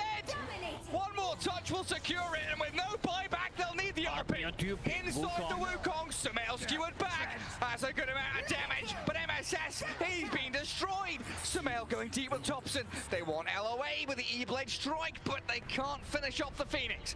Instead, they want the Monkey King slapped up, and a big splitter will rip him in half. Buyback available, needs to do it. Has to buy back, and we're in a 3v5 as OG shred their base. OG did not lose a single hero. Kunkka, since he bought back in the previous fight, he does not have gold. Buyback is available. And Roche, if they want to play this safe, they can go inside the pit.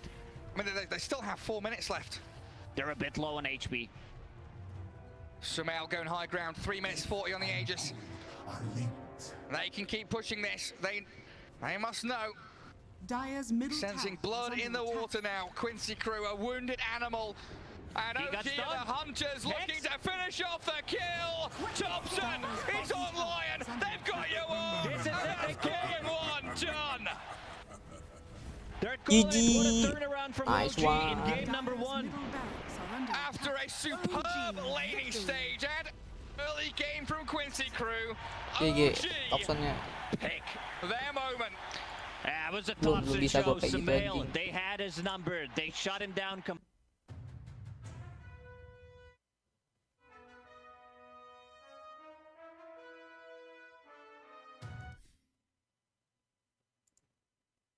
A different fashion to what we've seen them, throughout history, throughout the group stage. This was much more calculated, timing driven. 40 minutes in, right.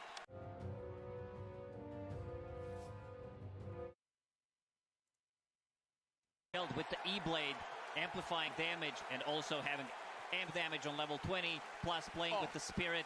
Oh man. The victory dance. No tails feeling it. My boy's going to feel so happy about that. And with that, we'll head it back to the panel.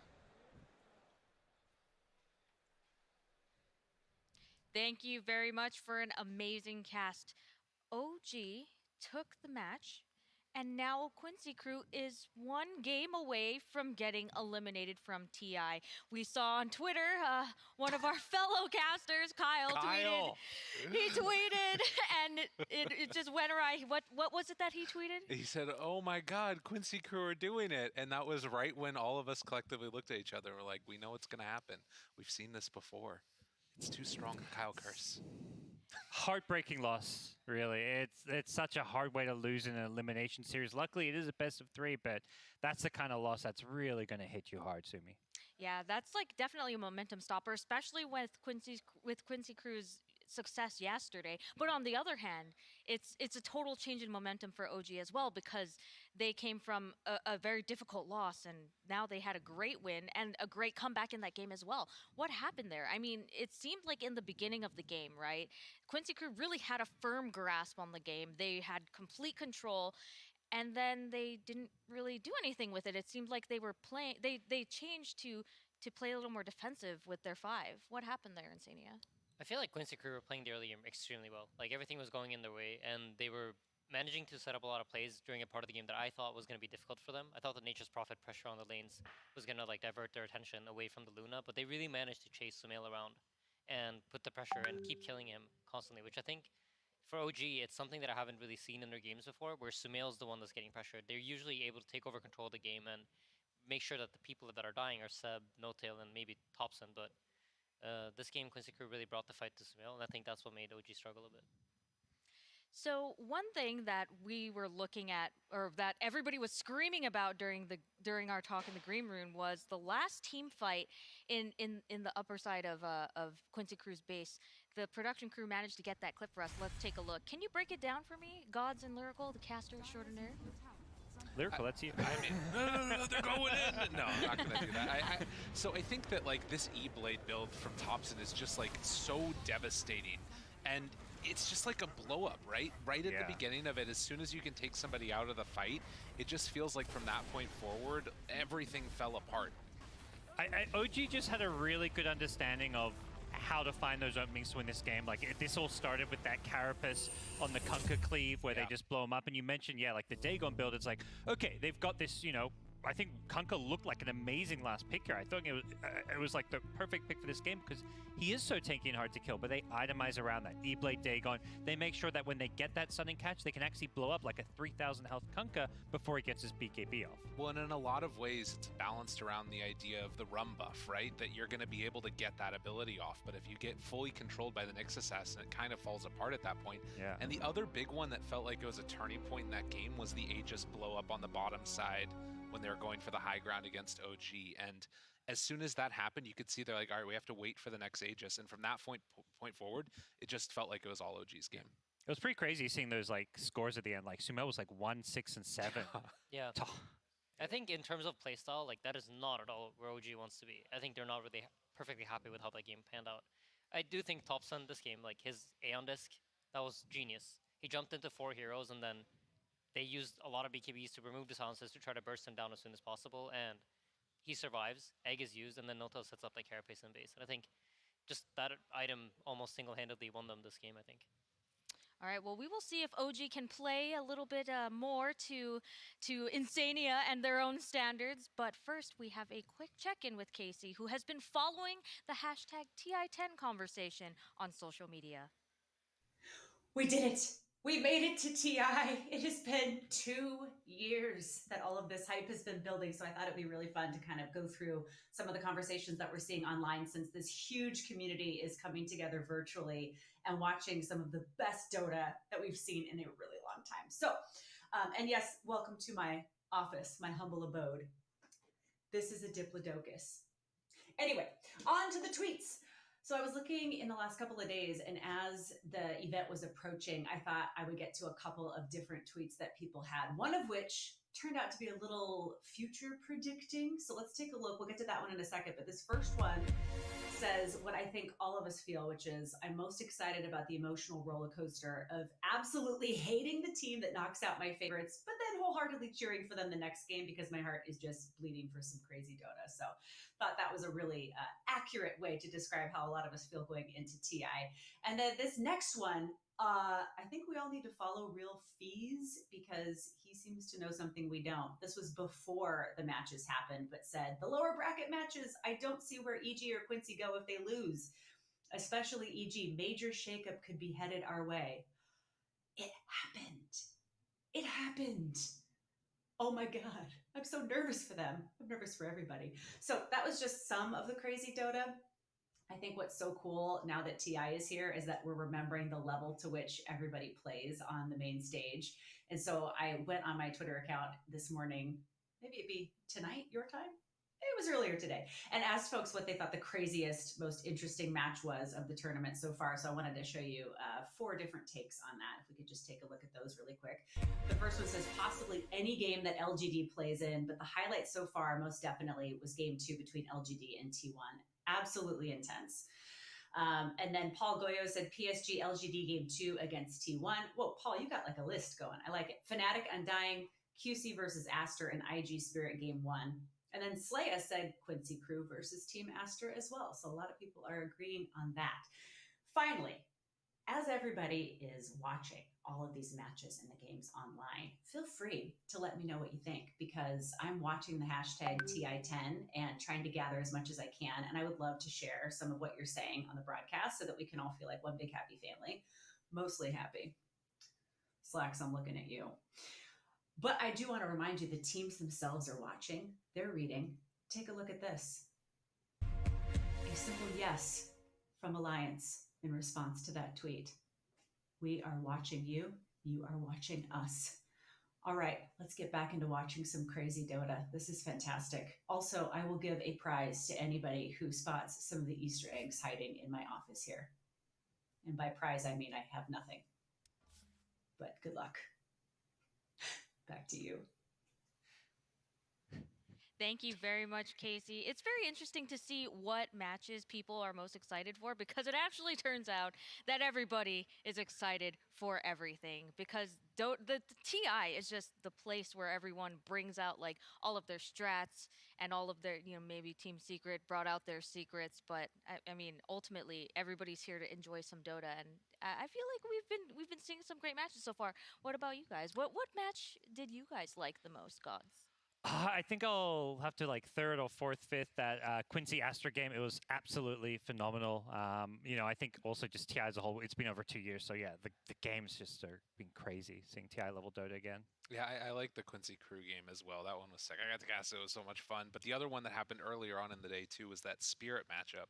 The very first one of the day, the main event, where they were able to make that comeback happen and just end the game going tier 4s. I was right next to Vlad, who was like losing his mind about the young Eastern European squad doing it. So it was a good one as well. I might be biased, but I think the first match, OG versus Alliance, opening TI being back, I think for me that was like the most memorable one. I thought it was a really good game. It was really fun to watch, but I think mostly just TI starting, that feeling. So what do you feel so now coming back to this, so two people said that they enjoyed Quincy Crew.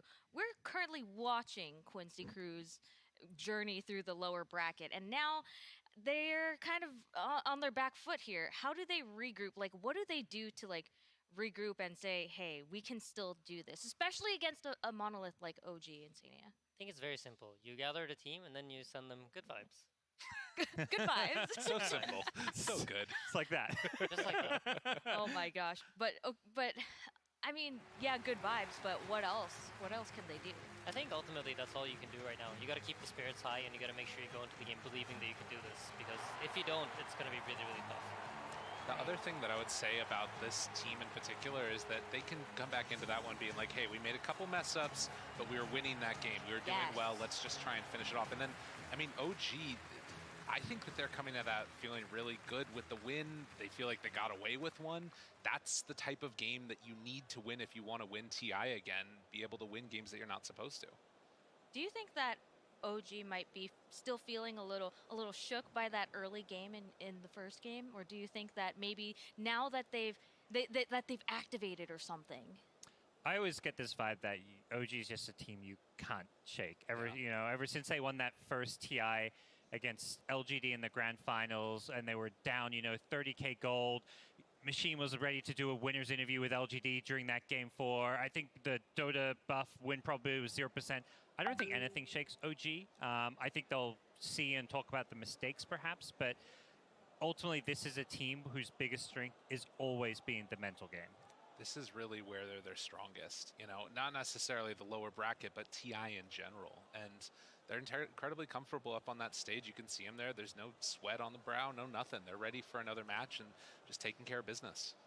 Do you think that they look a little bit more tense than they did on the first day? On day 1, they walked into the booths. They were super happy and smiling, looking at their faces behind them on the big screen, and kind of admiring it. Now it seems like they're a little bit more focused. Do you think that this is like they're just feeling that pressure of being in the lower bracket in Sania? I think maybe a little bit. I think it's hard to, because I think their mental game's good. They seem to be smiling mostly when you look at them. But I do agree with you that maybe like a good 5-10%, like, hey, we haven't been in this position before as much as we have been in the upper bracket. So I do agree with you. I think a little bit of pressure probably. I feel like I saw also there was like one moment in there where Seb, like, he's sort of rubbing his face a little bit. Things were looking a little bit scary, but in the end they were able to pull it together. So I think that you got to watch in the game. The key tells are like when the voice wheel lines start slowing down a little bit. Can the team sort of regain that momentum? That's what you want to watch for. The tips came out in the end of that match. And even when they were losing, I still saw No-Tail spamming that, if we stay positive, we can still win voice lines. So with OG, I think a win like that is almost like even bigger confidence boost because they were struggling in the early game and they bounced back. It was like a classic OG game where they managed to turn things around. I think that they're going to feel like they're in Quincy's head because Quincy kind of threw away one that they had an edge in. And on the side of Quincy Crew, they're one step away, but they can still take it to 1-1 and go into game 3. What do you think they should do regarding their draft to fix any mistakes? Or is it just wait for OG to make a mistake on their side? I think what they did in this game really well was that they forced the issue onto Sumail. I think they were really, really on Sumail, and they did not let him play his game. And I think if they want to have a shot at winning the second game, I think they need to keep doing that. I think the idea that they came into the game with was really good. It honestly, for me, just came down to like going on this Aeon Disc Void Spirit. I was also really impressed by Seb's ability to feel like become the real carry in that game in a way, right? Like the Nature's Prophet, obviously you're always going to get farmed on that hero, but it felt like he was the one that was kind of carrying the load because there was so much pressure on Sumail. So it felt like OG did a really good job of adjusting to that pressure, and we'll just see if Quincy can keep it up though. So pretend you're Quincy Crew's coach, right? What would you tell your team, like mentality-wise or game-wise? What do you do? Yeah, I think this moment is less about like strategy, as they've kind of touched upon. It's more about maybe it's Jack. He's kind of like the spiritual coach, like he's friends with everyone on the team, and as well as I'd say LOA, aka SVG, who's been around this team. They're probably the two calming voices that are trying to remind everybody of, we've worked really hard for 2 years. We stuck together. Obviously, it was really hard to play throughout, the pandemic, and Quincy Crew, they stuck it out. They're here at TI. This is what everything built up to, and it's like, if anything, just enjoy this last moment. If this is going to be the game that you get eliminated on, so be it, but just try and play your best Dota. So now that we have, we may potentially see an elimination immediately after this game, what are your hopes for this series? Do you hope for a Game 3? Do you have any favorites, any biases in here? Game 3, hell yeah. I mean, I always hope for Game 3. So. I do as well. I think that this is the type of game, too, that, like, if it does go to a Game 3, you know it's going to be really good, because we've already seen, like, an epic comeback that happened in the first one, right? Like, these teams, I think, by and large, are fairly evenly matched in terms of, like, the sort of in-game stuff. It's those intangibles that I feel like OG is the one that has the lead in, and they're the ones that have been able to sort of take that commanding lead in this last game. So if Quincy could find a way to force it to a number 3, it's going to be one of the best series of the tournament, probably. And the rivalry between the two brothers, do you think that will possibly, like, go up in level now that they're not on even footing anymore, Insania? I would imagine at this point, they've kind of stopped thinking about it. Now they're just playing Dota. I think it's before the series you kind of think about all the outside factors, but I think at this point, I doubt Sumail's even thinking about Yawar, and likewise the other way. I think they're just thinking about, okay, how do we beat our opponent? They're both looking a little stressed right now. If you were if put yourself in their shoes, if you were Sumail, what would you be thinking right now? Because you're one game up. I think if I'm Sumail, I'm thinking I'm bored. Let's get this game started. Why won't the casters stop talking? Casters, push the start button, please. Yes, I think that's what he's thinking right now. All right, but what about Yawar? Probably something pretty similar. I think these guys both love playing Dota and they just want to get into the game. All right, well, we will actually get into the game right now. Quincy Crew versus OG. Game 2. Very happy we get to see more Dota between these two squads. We got OG and Quincy Crew ready for the draft of Game 2. I'm here with BSJ and T-Gov. Very happy with the Hassan Bowl as well, the two brothers going up against each other, because for a while, at some point, it didn't actually look so likely that Yawar was still continuing to play Dota. It was only Quincy Crew's success that kept him from not going back to university, Brian, and sticking with Dota instead.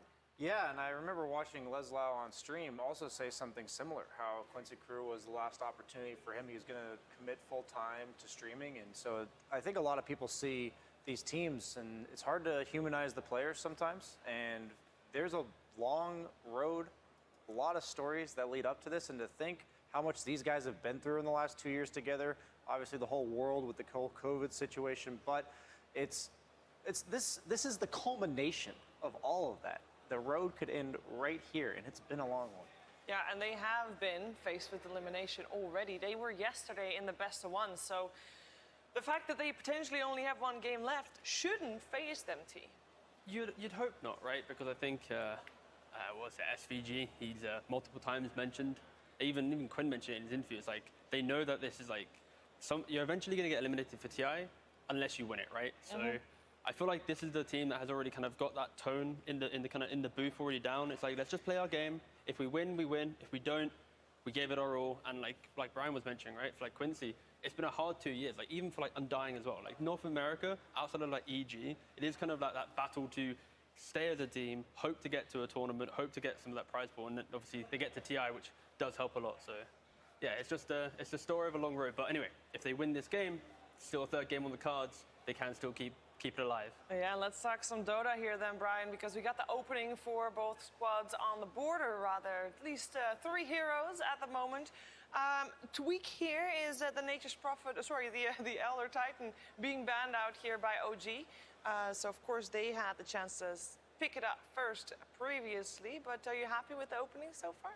Yeah, I'm interested that Quincy Crew decided to upgrade the Monkey King from a second-round pick to a first-round pick. Most likely won't be a carry since it's first-rounded overall as opposed to last game, but I think Yawar had a great game. I worry for Quincy Crew and their ability to close out the game because OG is going to make you play sound Dota for the entirety of the entire game as well. Like what happened that last game was just OG capitalizing on a few mistakes, maybe just little overcommitments from Quincy Crew, and they've got the ability to punish that again with the Earthshaker, Snapfire, counter initiation, or just straight up initiation. Yeah, and you see here, OG is second pick in the draft, which means, of course, Quincy has to pick the first hero entering into the pick phase. And the bans from OG themselves, they actually ban out 2 of the heroes that they would be picking themselves, right? The Tiny and then the ET. And a lot of teams against OG, if their first pick, it's they ban out 2 and then they pick the other one, right? So it does feel as well like OG kind of forced Quincy's hand a little bit, going, okay, we're going to ban out 2 of the 3, right? And then if you don't pick the third one, we'll get it for ourselves to make that play. So very much OG trying to control the draft a little bit just by kind of banning for their own heroes, pushing it into Quincy's side. Yeah, Void Spirit picked up by Quincy at the moment as well. Void Spirit has been quite a successful hero for Quincy Crew this tournament. Only 1 loss, but 3 wins in their group stage matches. Well, I say group stage, but yesterday, of course, in their lower bracket best of 1, they also had the Void Spirit on Quinn. I wanna talk about that best of 1 a little bit, because this first game that we just watched was pretty similar in the role of the Nature's Prophet. We had Leslau and Seb, both in that Nature's Prophet in the game yesterday and the game today, and they both did the same thing. I'm wondering, that Nature's Prophet in this draft, is it time for maybe an early ban for that hero now that we are in the second ban phase? If you're Quincy, I'd maybe even argue no, just because you already have big kind of mobile heroes that can always find those kind of Radeon style. And the issue for Quincy in that previous game was simply they had all the team fight in the world, but if there was a hero kind of cutting into the middle of their heroes, be it a Void Spirit, and then you had the lanes pushing in, it's hard for that kind of unit to move around the map very cleanly. So it was kind of like a perfect demonstration of backline catch with the global wrap of the Fury. So yeah, Quincy right now probably not too concerned about it because they have the Monkey King and the Void that can always find these heroes. I did like that Quincy Crew turned up the pace of the game, was making a lot of plays around the map with the Lion as well as the Mag. Even the Monkey King was participating with the Empower, didn't need as many damage items to do his job, but the Nature's Prophet, like, that's just the chaos factor that OG brings, right? That hero incarnates nature's chaos. Like, I watched Jenkins play, and he's just laughing maniacally as he meteor hammers towers and forces 4 people to come kill him. And the only difference between him and these guys is they're doing the same thing without feeding relentlessly. And not buying meteor hammers. True. They do not do that part either. Yeah. Thank goodness indeed. I would imagine, though, I mean, having that chaos factor is nice and all, unless it's on the opposing team. So we'll see if anybody gets their hands on it, because even if you feel like you can deal with it, with the vision of the Monkey King also from Quincy Crew, it's still an X factor that you can't really prepare for, at least not in the way. Because in the first game, they were doing real well. And then Kyle tweets, and all of a sudden, they're losing. Yeah, again, it's the timely tweet, and of course, the fact that OG, they hit a really nice timing at like 30 minutes, right? They pick up the E-Blade, they have the A on disc. It does kind of completely disrupt Quincy's game plan. And like right now, when you see these 2 heroes that they have, I'd like to see them kind of at a crossroads in the draft, right? Of course, 2 picks in. They either fully lean into this skirmish and just go all-out fight, get some cheap stuns, allow yourself to never allow Snapfire to get some good spells off, and then you go to them. Or you use these 2 heroes to unlock your early game, and then you can have like a Spectre type. Oh, Spectre's actually banned by OG, but good call. Thank you. Yes, these glasses are very helpful. But some Spectre type hero, right, that secures your late game. You fight and you farm behind. I did like the Spectre yesterday for Quincy Crew. I do believe that their overall game plan has been fantastic, but their just little execution plays have been a bit off this tournament. That's what's been holding them back. And the thing about Spectre is she kind of just makes everything easier. You know, you have the +1 when you get the Ags for kills. You have the like a reliable ultimate that takes over and causes the chaos for the opponent team during the fight. And so I think it kind of patches up their holes. Because anything that's not necessarily fixed for the team now, it's not going to be better by this game, right? Yeah, and then you see as well, for example, with this Earthshaker, we've seen it become offlane during TI. The idea that you get tanky pretty quick, of course, you still rush the Blink Dagger, but you get that BKB, you get the Ags, and you're jumping into the backline. And traditionally, when you look at this hero, before TI, you'd argue, okay, he's going to wait for that reinitiation, you're going to always play in the fog, but now it's becoming more of a frontline hero when you get to around 20 minutes, 25 minutes, just getting into the middle of the fight. And you see Quincy Crew, they actually ban out the Tinker. And I don't think if you're Quincy right now, you would want to play potentially the game that eliminates you from TI at an Earthshaker running at you. Mortimer's Kiss is coming from the fog, and then a Tinker playing behind all that aggression, throwing out lasers and rockets. So very much Quincy just simplifying their game plan, try and see through the chaos that OG will bring in this game, and ensure that they have a very direct route of attack, right? So this Void Spirit, for example, his game right now is jump kill, snapfire, or prevent Earthshaker initiation, right? If there's a Tinker or one of these type of mid lane as well, it gets harder for Quincy. They need to have multiple jumps and, yeah, just need to keep it simple. Yeah, the early stages of the game in game 1 were fairly Quincy favored. I heard Insania say that he hopes that Quincy Crew sticks to the same idea of Dota that they've played in game 1.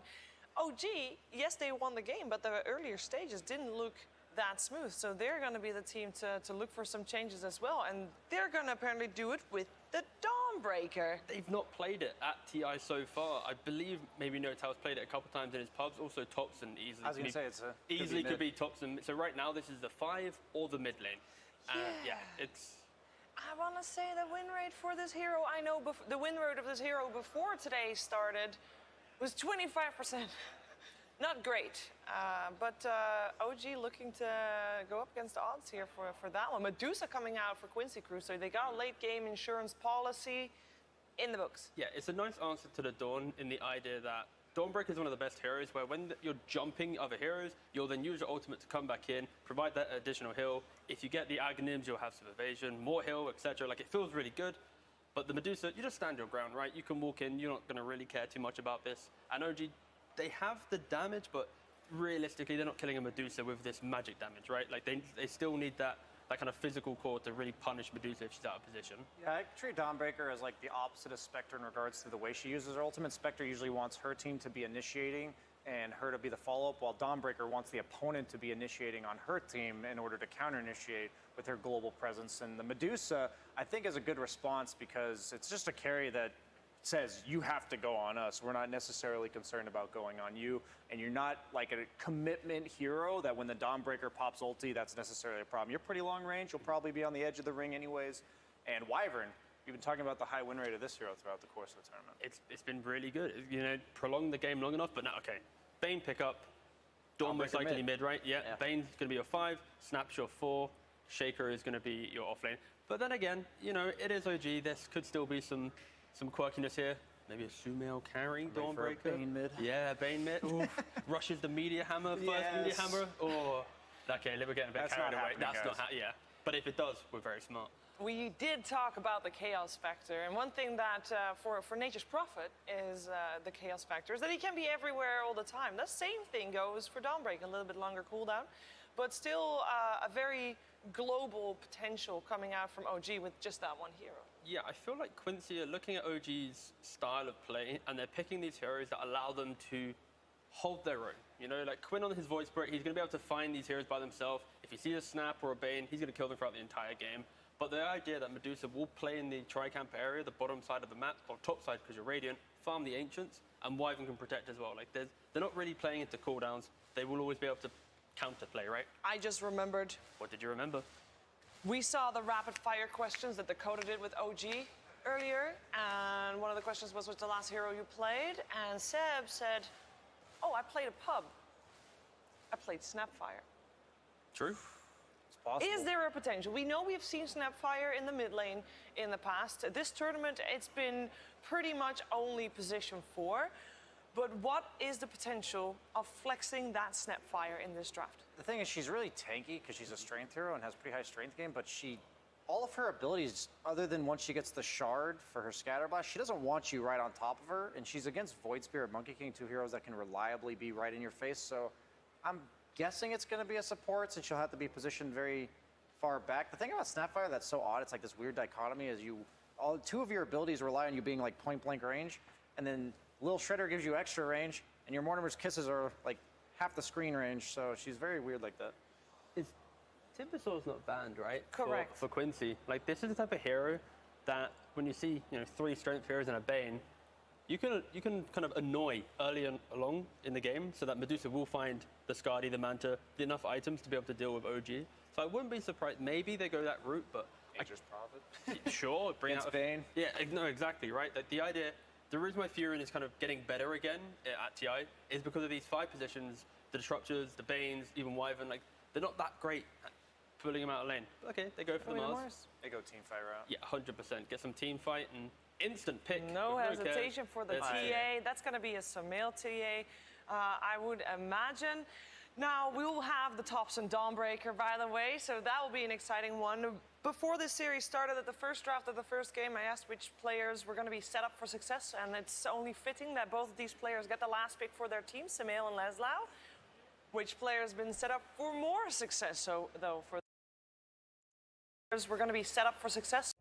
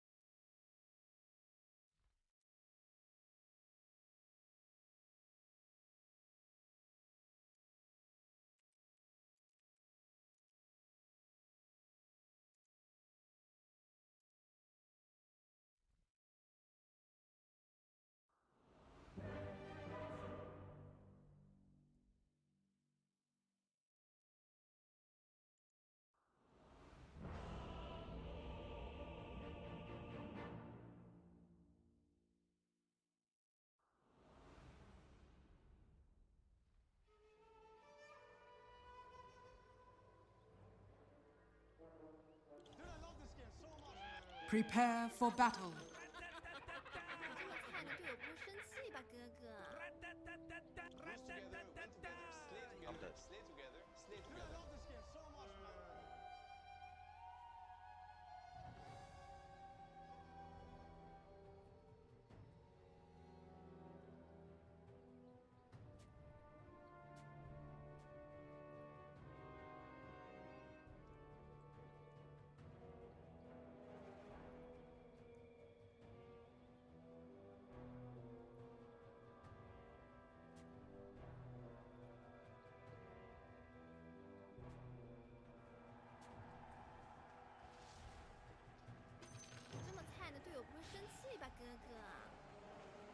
"30 seconds to battle."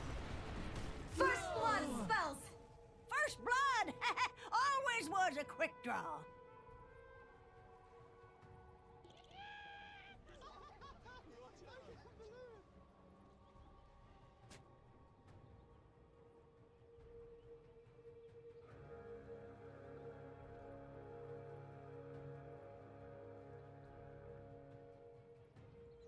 The battle begins.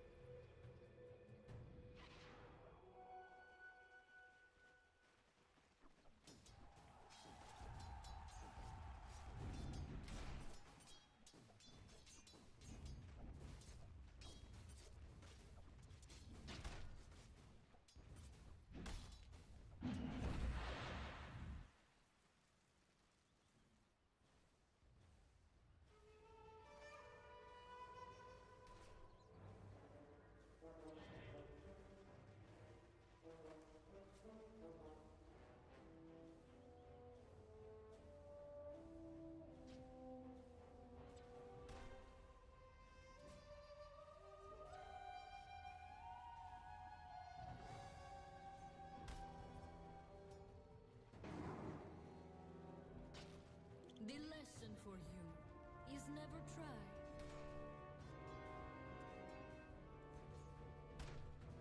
Discreetly.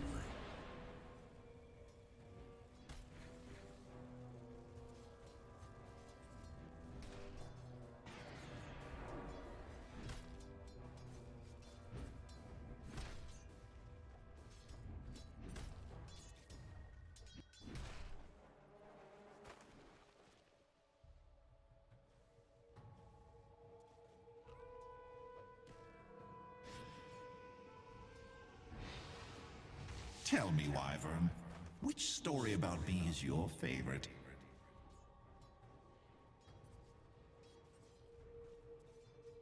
Not now.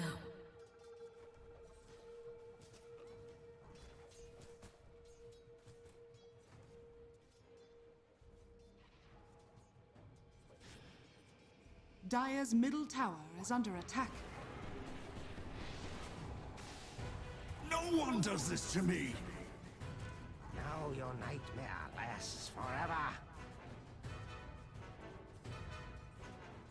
My thanks.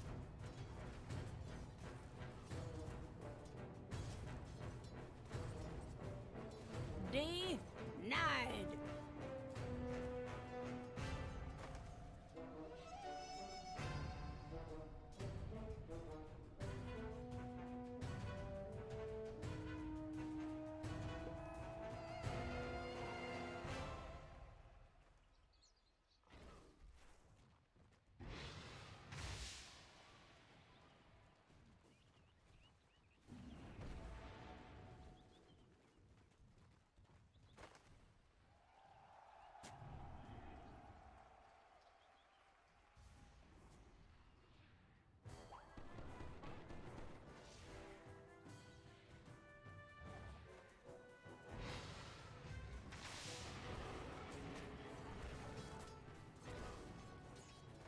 Denied.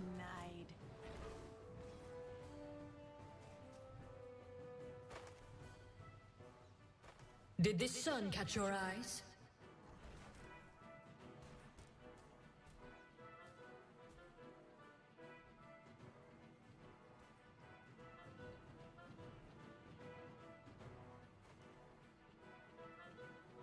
Don't mind if I do.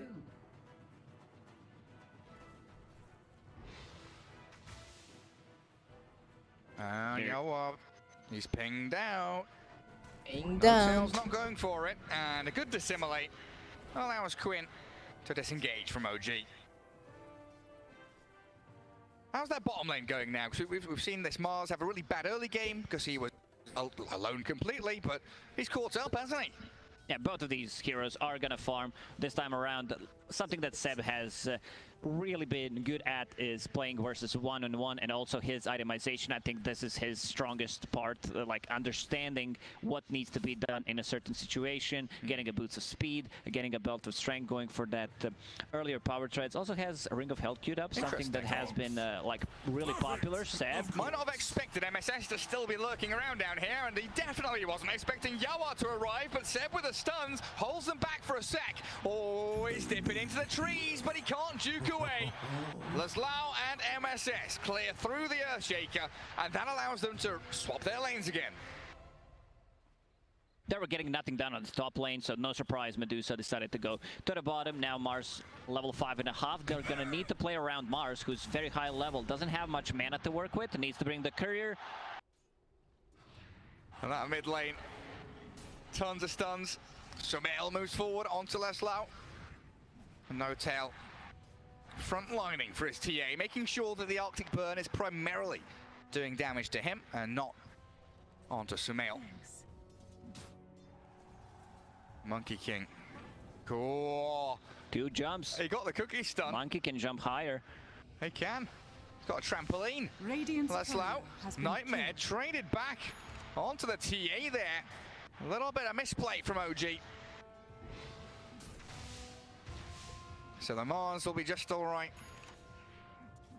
Especially with the backup of that Winter Wyvern. Solar Guardian is available on Dawnbreaker, so you gotta be very careful. Runes spawning. Queen gonna be picking up that double damage. That's a big one. If anyone decides to step up a bit and move closer to the towers, Seb. Well, step up on Seb. There it is, the Solar Guardian coming in. Aim onto MSS with a good cookie.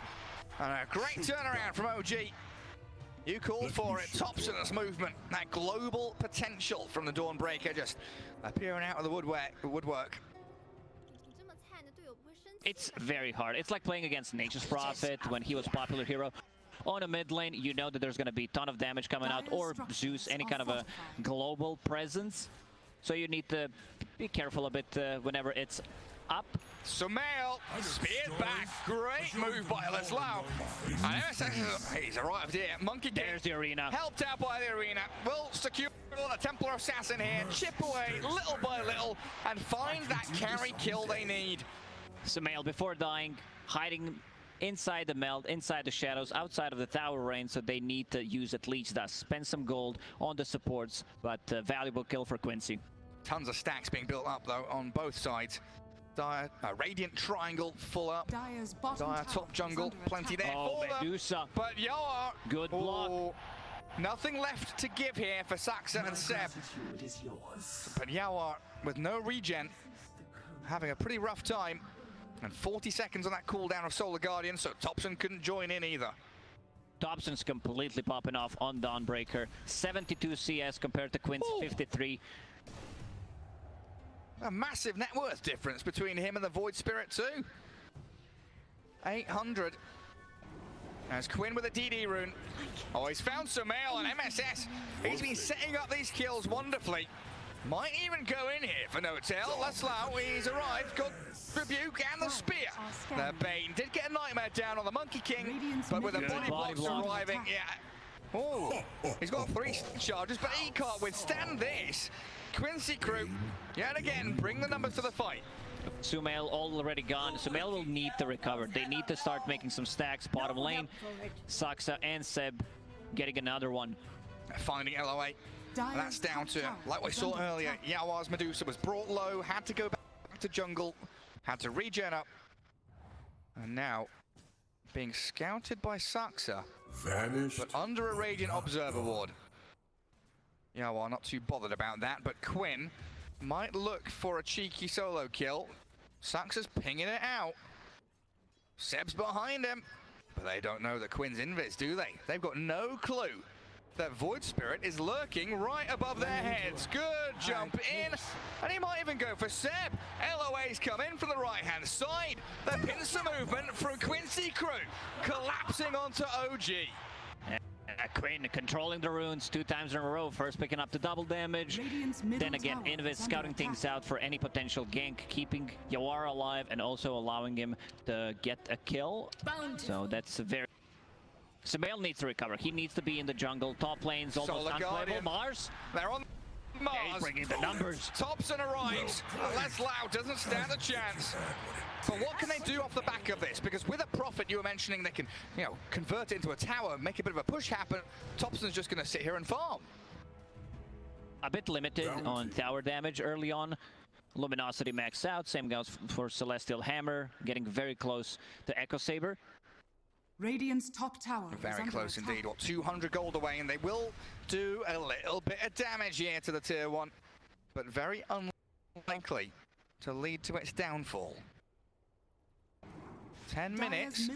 Rune's about to spawn. And No Tail will gladly take the regen rune while dissimulating away. Quinn turns back to play with Saxa. MSS, Boundless Strike, and the Primal Spring back in onto No Tail. They'll pick off both OG support, and Thompson's been left stranded in the river. Trap, he's pinging the trap. Needs He's to in slow a them lot down. of trouble. They need, the turn! Oh, he tries, but he's 1v5. He needed some kind of assistance. Unfortunately for them, Seb did not have TP ready, but very aggressive, very nice move from Quincy crew, getting some advantage early on. Now 4 heroes on a mid lane. And they push that tier 1 pretty quickly. Saxa with the kisses.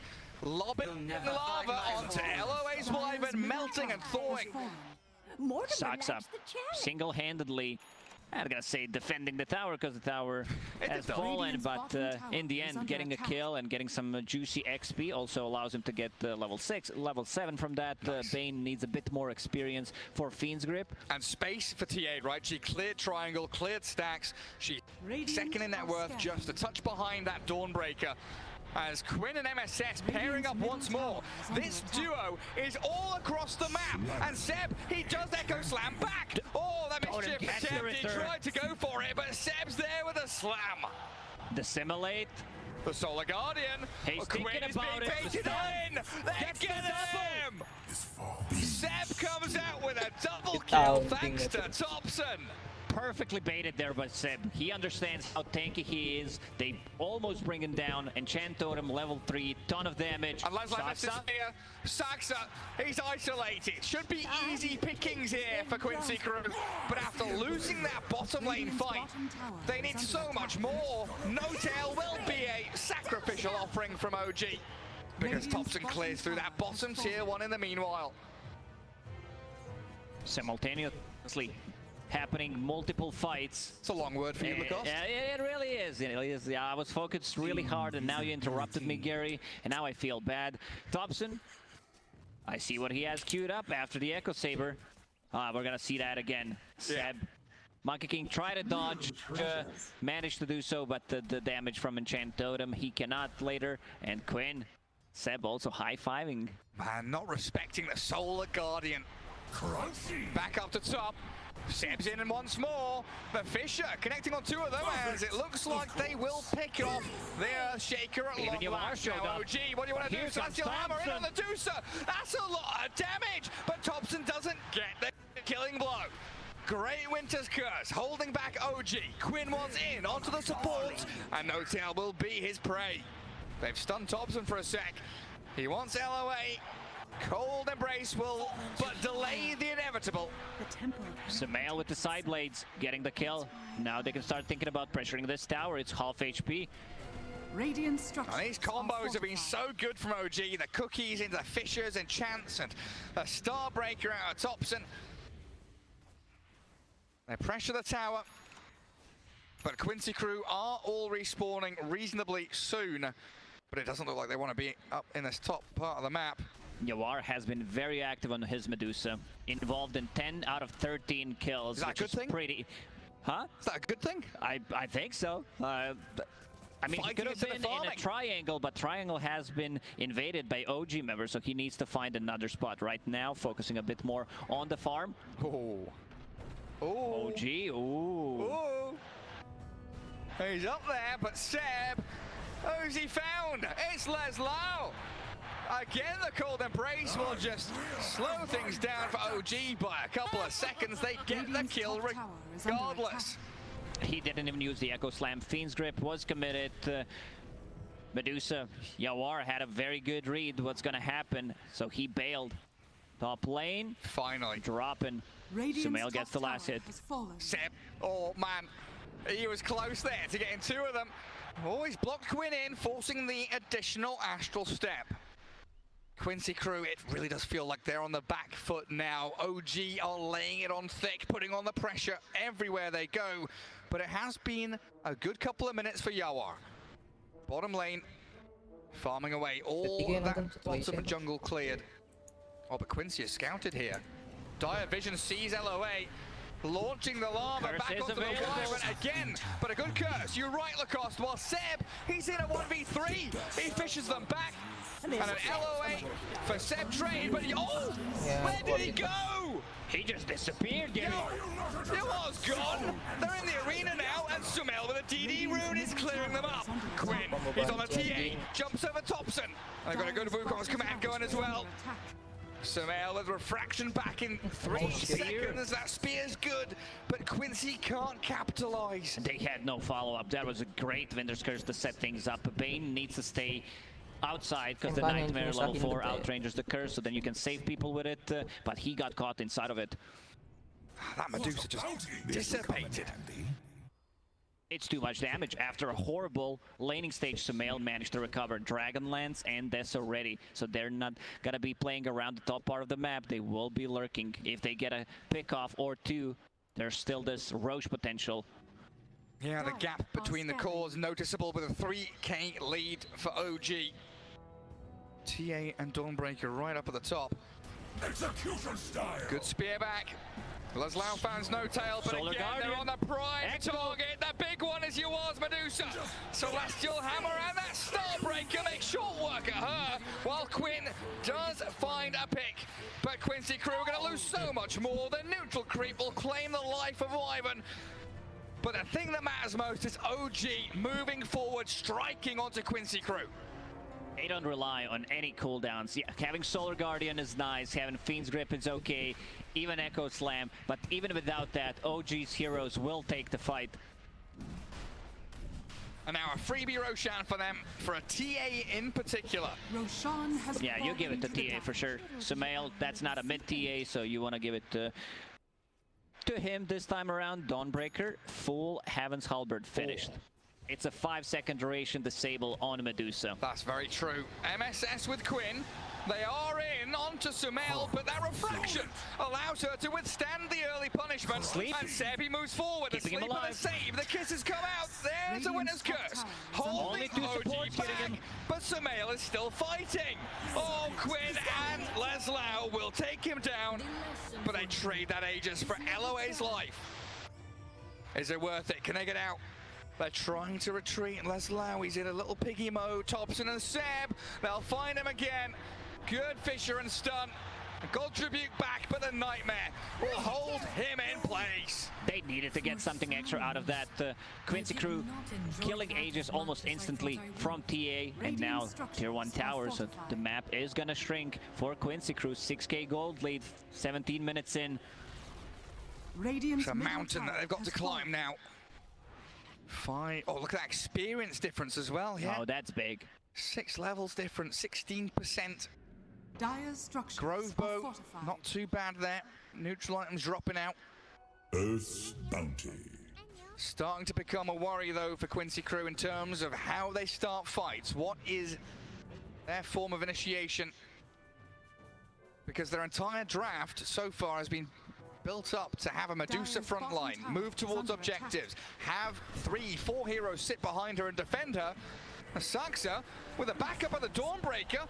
Okay, MSS not really able to play down here. Medusa's Stone Gaze not really doing an awful lot. Medusa's got a man straight in onto Yoar. Okay. Starting to chase and destroyed. I don't think they can get more out of this. Blink Dagger in 5 seconds. Quinn. Oh, he has no Astral Steps. Seb thinking about it. Seb wants it so badly. Cool. If Quinn showed on that wave, he might have been dead. He might be dead still. The Fisher is the grip. They're going to find Quinn's Void Spirit. The Arena Spear slows out No Tail. Quinn can step on top of the Bane. Face off against Seb, but Sumail's arrival, well, really looked like disaster for Quincy crew. The cold embrace and that bulwark from Leslau. It is tanking through the damage of Sumail.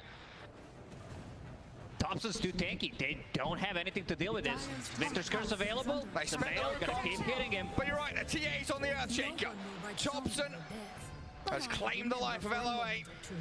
But that's now Wukong's down, Winter's Curse down, Arena down, and your Medusa is still not really finding the space to farm.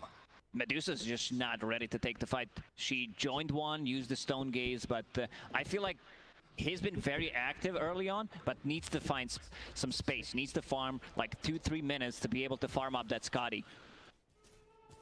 Time. Buy time, Gary. Buy time. Shopkeeper, please, I beg of you. Just give us another 10 minutes.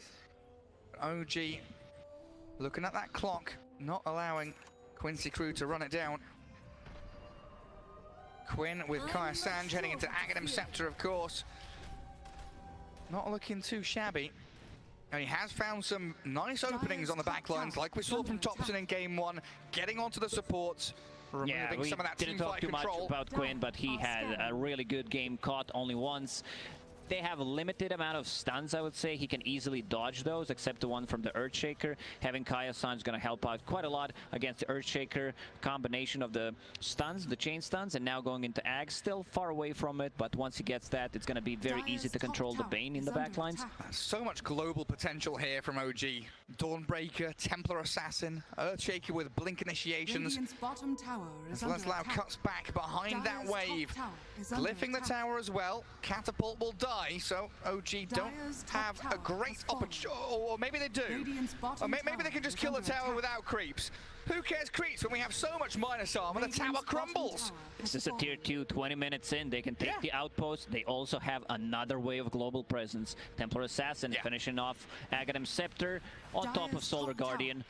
Astral projection, jumping from realm to realm, like Monkey does from tree to tree. I did not want to say astral projection. You would call me out once again, Gary. A lot of fancy and long words. If you read a tooltip, it's fine. There it is. Solar Guardian onto Dusa. Thompson whacking away, burning through Yuar's mana. Now Sumail's in with the minus armor, and Yuar's but a hit away from death. They can't finish it off. Kisses are too far away. away as No Tail. He finishes him off. Saxa snipes him. How's he found that? Dire's top tower is under attack. That was Beautiful like max shot. range. Thompson, once he goes in, there is no counterplay.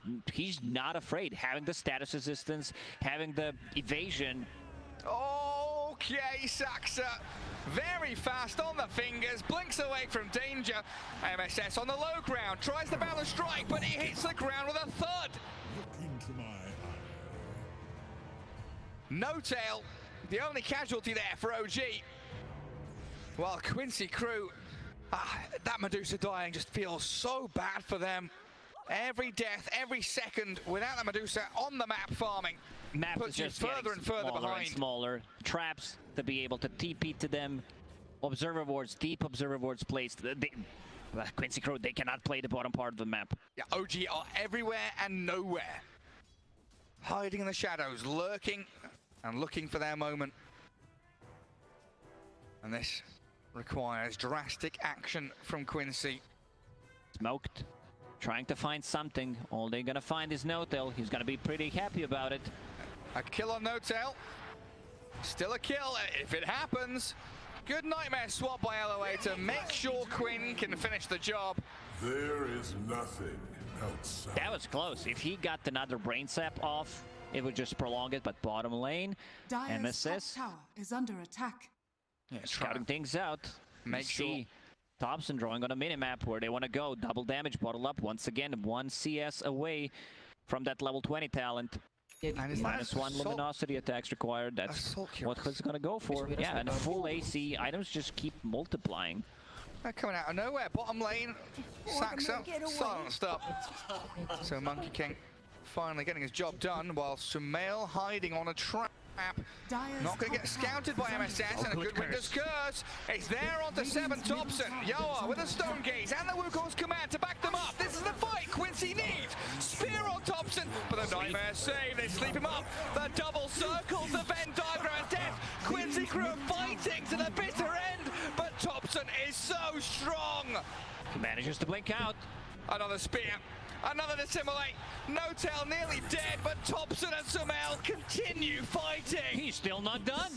Medusa's pretty much out of mana right now, and MSS is nearly found by Sumail. I got Rebuke back. Thompson, he wants a kill. Give it to me. Oh man, this double damage. It was a perfectly set curse to try to reset a bit, but the damage output from Sumail and Thompson is a bit too much. 6,000 damage. Going out of Thompson. Radiant's bottom barracks are under This attack. AC, reducing the armor, while Sumail from the background He denied it. Meld and Deso. Big W. That deny. You know, you need any kind of psychological help you can get. The combo. They chain disable LOA. He's godlike. Weak things break. -1 set of barracks. They're still tier 2 tower on a mid lane. And you don't even have Seb here with you. He's up top. Yeah, they felt so confident. Seb was showing on the top lane. He knows that they cannot chase. Medusa, Wandering around. like, she just does not have a damage item. But Quinn getting the jump. He gets fissured back. Seb, does he have backup coming? No, it's Laszlo that's going to try and help out Quinn, who nearly dies solo to Earthshaker. But even with a Dawnbreaker coming, Quinn, dodging the hammer. Off to the left-hand side and in the trees, but they know exactly where he is. Good astral step from Quinn. It just came off cooldown. If that Soul Guardian, he Astral found him. step countered by astral projection. Kisses coming. Saxa from downtown, providing vision for his team. Max range once again. Mortimer's kisses. And Sumail putting this net worth to use. 17,000 up. Looking for tier 2s again. Cruising through this top lane. And OG moving towards a game 2 victory. Getting the sleep on a mid lane. Pinging it out. The cavalry's arrived. The Fiend's grip required from No Tail. Yawa will try his hardest, but can't save Laszlo. They get Saxa though. No Tail, Scotty slowed. Good kills from Quincy. Even though it's just the supports, Yawar gets 1 kill. He needs cheap damage. He needs something, anything at this point, because right now it's not enough. getting the Crystallis might do the trick. I see BKB queued up next. I feel like they need damage. BKB in this situation, yes, you're playing against Bane, you're playing against Earthshaker, Dawnbreaker. I guess he also wants to be able to deal damage. Heaven's Halberd causing a lot of issues, but I don't think that's the item that he can afford to go for. Second Roshan, that means Aegis and Shard. Let's see who decides to pick it up, whether it's going to be Sumail or Thompson. Looks like Sumail. They're going to give it to Sumail. The silence on the traps. Yeah, because even when you use Psionic Projection, the traps activates silences. Double so good against the Void Spirit. On the outpost. Against the Wyvern. No tail, no Observer Ward, so can't see Monkey, just a casual sentry. And Monkey saw the sentry placed. Now the Observer's cleared up. Sumail making his way forward. OG not really fully together just yet. Still with Thompson and Seb up in that top third of the map. They'll collapse and connecting onto mid. Spear back in. That's the Aegis TA though, and they've not even killed her once. Thompson, he pops the illusion rune. And he's safe and sound. Quincy Crew didn't expend too much for that though, just showing that one spear play could be enough. Deep. Be back to base by Templar Assassin. We'll come back to one of the traps. Full HP, full mana. They've always got to contend with that bottom lane though, and you can see the lines being drawn as Seb jumps in. Wyvern dead. A 5v4 now, and OG holding Aegis means they can continue their aggression in the Radiant base. Seb, long duration, a long Fissure from that Ether Lens, and also has Shard. That got nerfed, but still. They've caught Yawar. Still a decent one. Yeah, Laszlo is in with his BKB, throws the arena down, but this is disjointed from Quincy. Saxa, Sumail and Thompson stand their ground, they'll be slowed down by the Echo! Seb gets the two of them! Thompson, he wants Yawar so bad! And they'll find him with that Fissure. Thompson still going. Even inside the Wukongs, doesn't care too much about it. Celestial Hammer gets the kill. Beyond godlike Thompson, nightmaring up the now. Chain stunts galore. Finally, a winner's curse onto this Dawnbreaker, and they'll clear her up. Quinn is back in. That's a theme with Aegis. They need to get more. They need Sumail's Aegis. They need to kill her twice. Quincy Crew losing their mid laner barracks. Remnant. Saxa, can he help Sumail? The buyback and the Solar Guardian comes in. MSS in a lot of trouble. Laszlo trying to defend his Monkey King, and Quinn blowing up the Snapfire. The power of the global presence, they got what they came for. They got the second set of barracks, even though it cost them quite a lot. Two buybacks, one from Saxa, one from Thompson, and Quinn, he got a lot of kills. They need to be very careful about the Winter Curse, because this is how one of the cores is gonna die. That's a big swing. Still haven't seen the sleep, because most of the time Bane is trying to set things up. Also, one ability that's causing a lot of problems for OG is the Cold Embrace. They don't have that strong spell damage. They don't have any damage that they can throw. Mortimer's Kisses is nice. Celestial Hammer is also decent, but it's not enough at this stage of the game to kill anyone. Do or die for Quincy Crew. It's 31-31, but the kill score is but one small part of the story. OG ahead by 17k and 2 racks up. They're smoked, and Quinn will be spotted. Sees Thompson, makes eye contact, and decides to run away. Void Spirits throughout the tournament decided that Shard is a very good pickup. Adds another ring to the Simulate, an extra 200 damage. Super good. They hold back Sumail. OG needs someone to shove in that top lane so they can continue pressing forward, hold Quincy Crew in their base, limit their farm, and make sure that the Medusa's kept shut down. Right now, Quincy under lock and key. Thompson's gonna hit another big timing. Satanic. Also picking up a Shard, plus level 25. Dawnbreaker gains magic immunity during Starbreaker, and at 25, 2 charges. So 2 free BKBs? It'd be faster to say what she doesn't have. Thompson's got everything. Pretty much.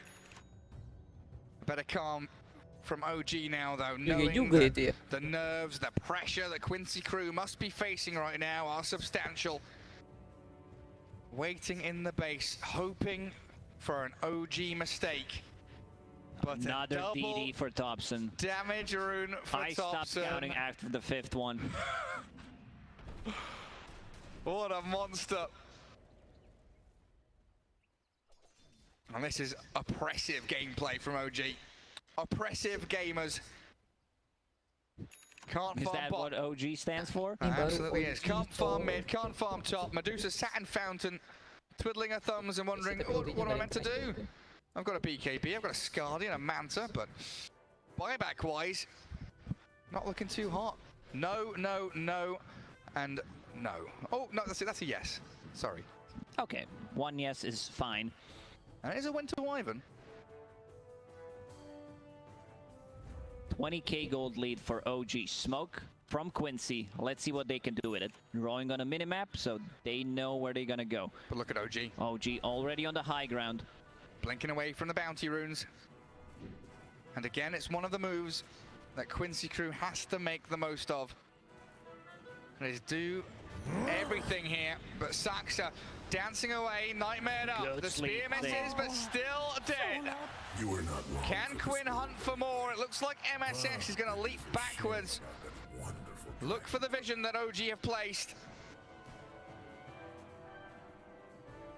OG does not need to rush anything. They can wait. 40 seconds without Saxa. Bottom lane is pushing in.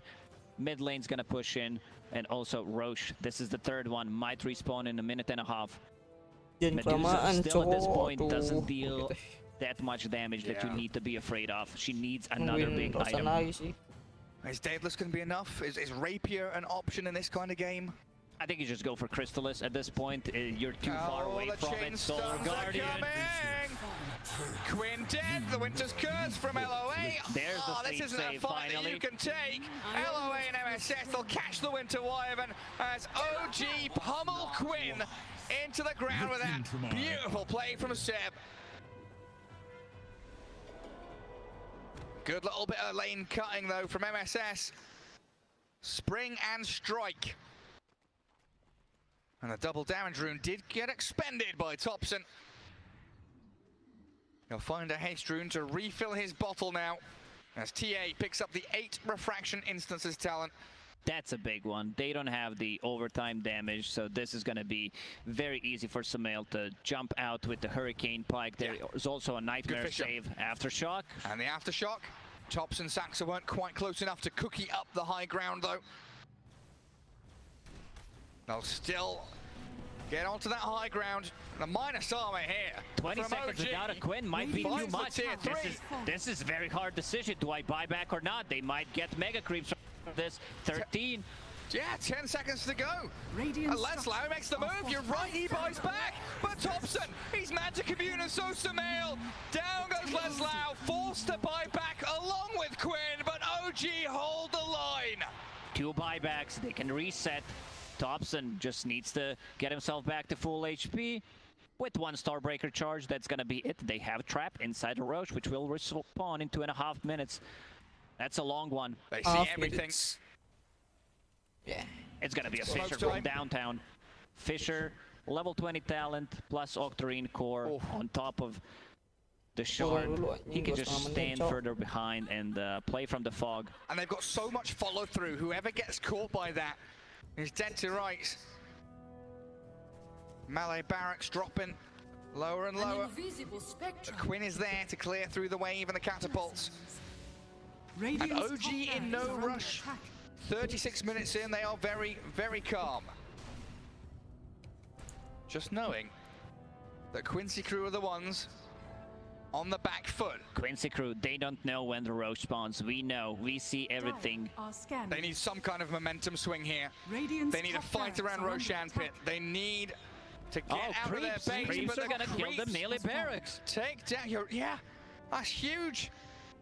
And LOA, sneaky observer ward. They still have Observer and the Sentry, plus a trap inside Quincy's base. The jump in, and look for Seb, but the Dawnbreaker's arriving. Another good nightmare save from again. Nobar. No Tail keeps him alive. The Winter's Curse connects on the TA, so Dawnbreaker will hammer away. The Yao are in trouble though.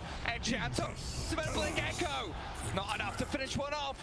As Seb, he deals with that monkey on the back while Thompson, he's battering into Yawar. Sumail gets the kill. That might be it, Gary. I don't think Quincy Crew has any fuel left. No buyback on Quinn. Yawar using the buyback. Same goes for Seb. But no buyback. It's time to go in. It's time to finish this game. Get the Mega Creeps. The two cores are down. What can the remaining three do? Mega Creeps are coming. 3 versus 5. Such a difficult spot for Quincy Crew to be in. Templar Assassin doesn't even get tickled by the Medusa and Monkey King. And Quincy Crew have got to know they're on their last legs now. Tier 4s are falling. Yeah, buildings, the foundations are being rocked.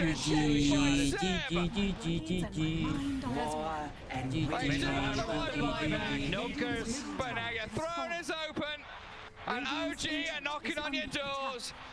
The dream of... G, good luck, little bro. Beautiful from Yawar. GG OG. And the dream of the three-peat is still alive. It's still alive as for OG. Great performance. They managed to make a...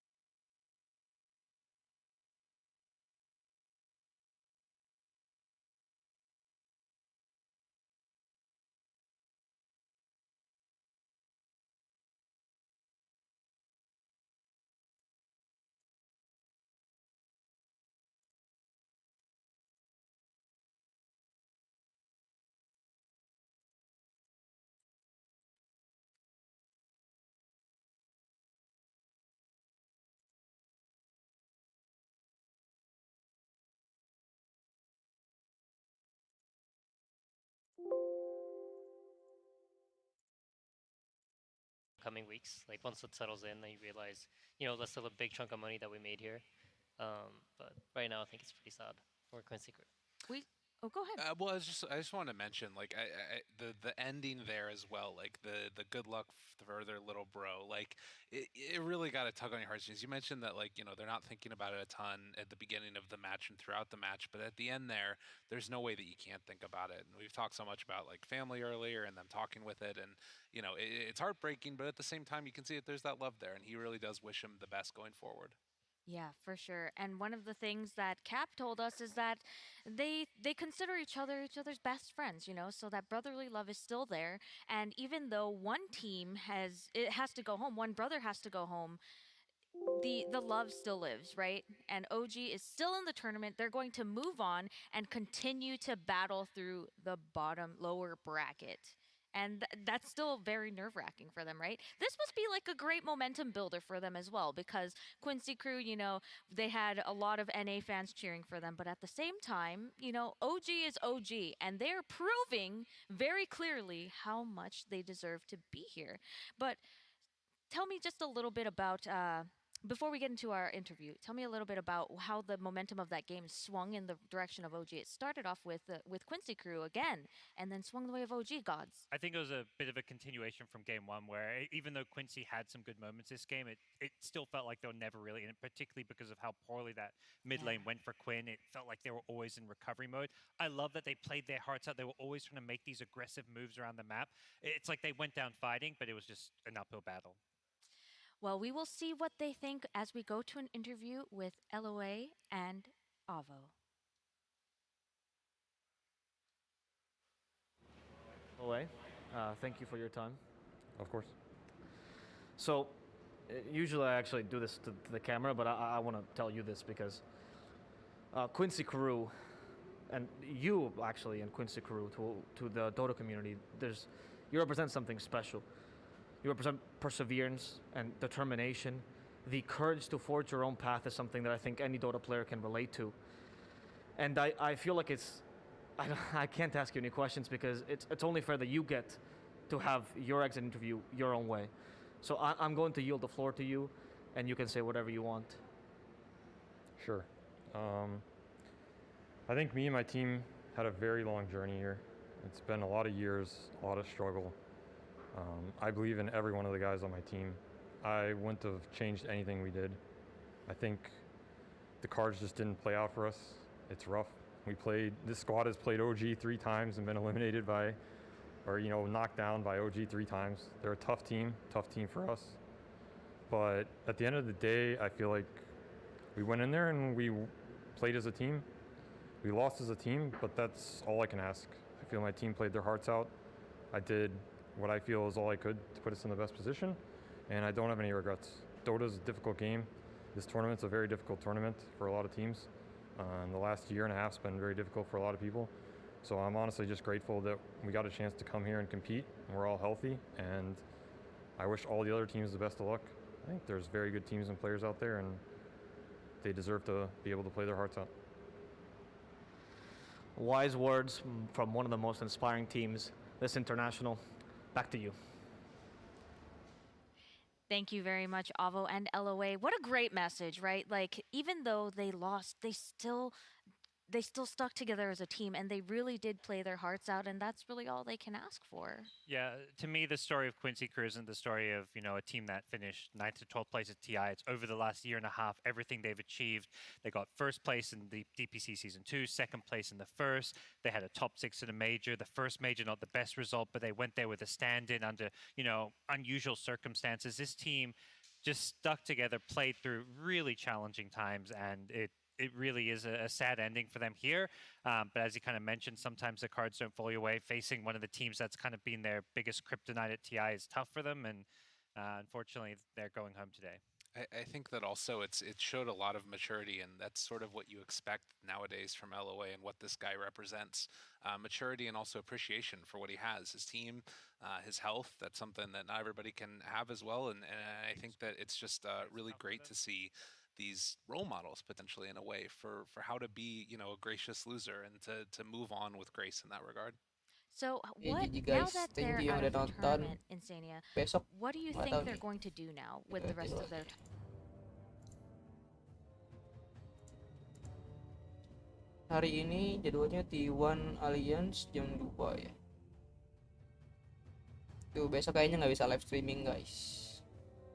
Karena besok gua ada acara. Jadi paling lanjut hari Jumat. Kita nonton Jumat. Oke, yang pasti kita tonton Oke besok. Jumat ya. Oke guys, thank you yang udah nonton. Jangan lupa like, subscribe, dan share ke teman-teman kalian. Yang mau donate juga boleh. Buat beli ini TI card. Gue mau beli TI card. Buat main fantasi nih, yuk support. Gue mau beli ini guys. Tim OG, yuk dukung OG supaya menang. See you, thank you guys. Bye bye.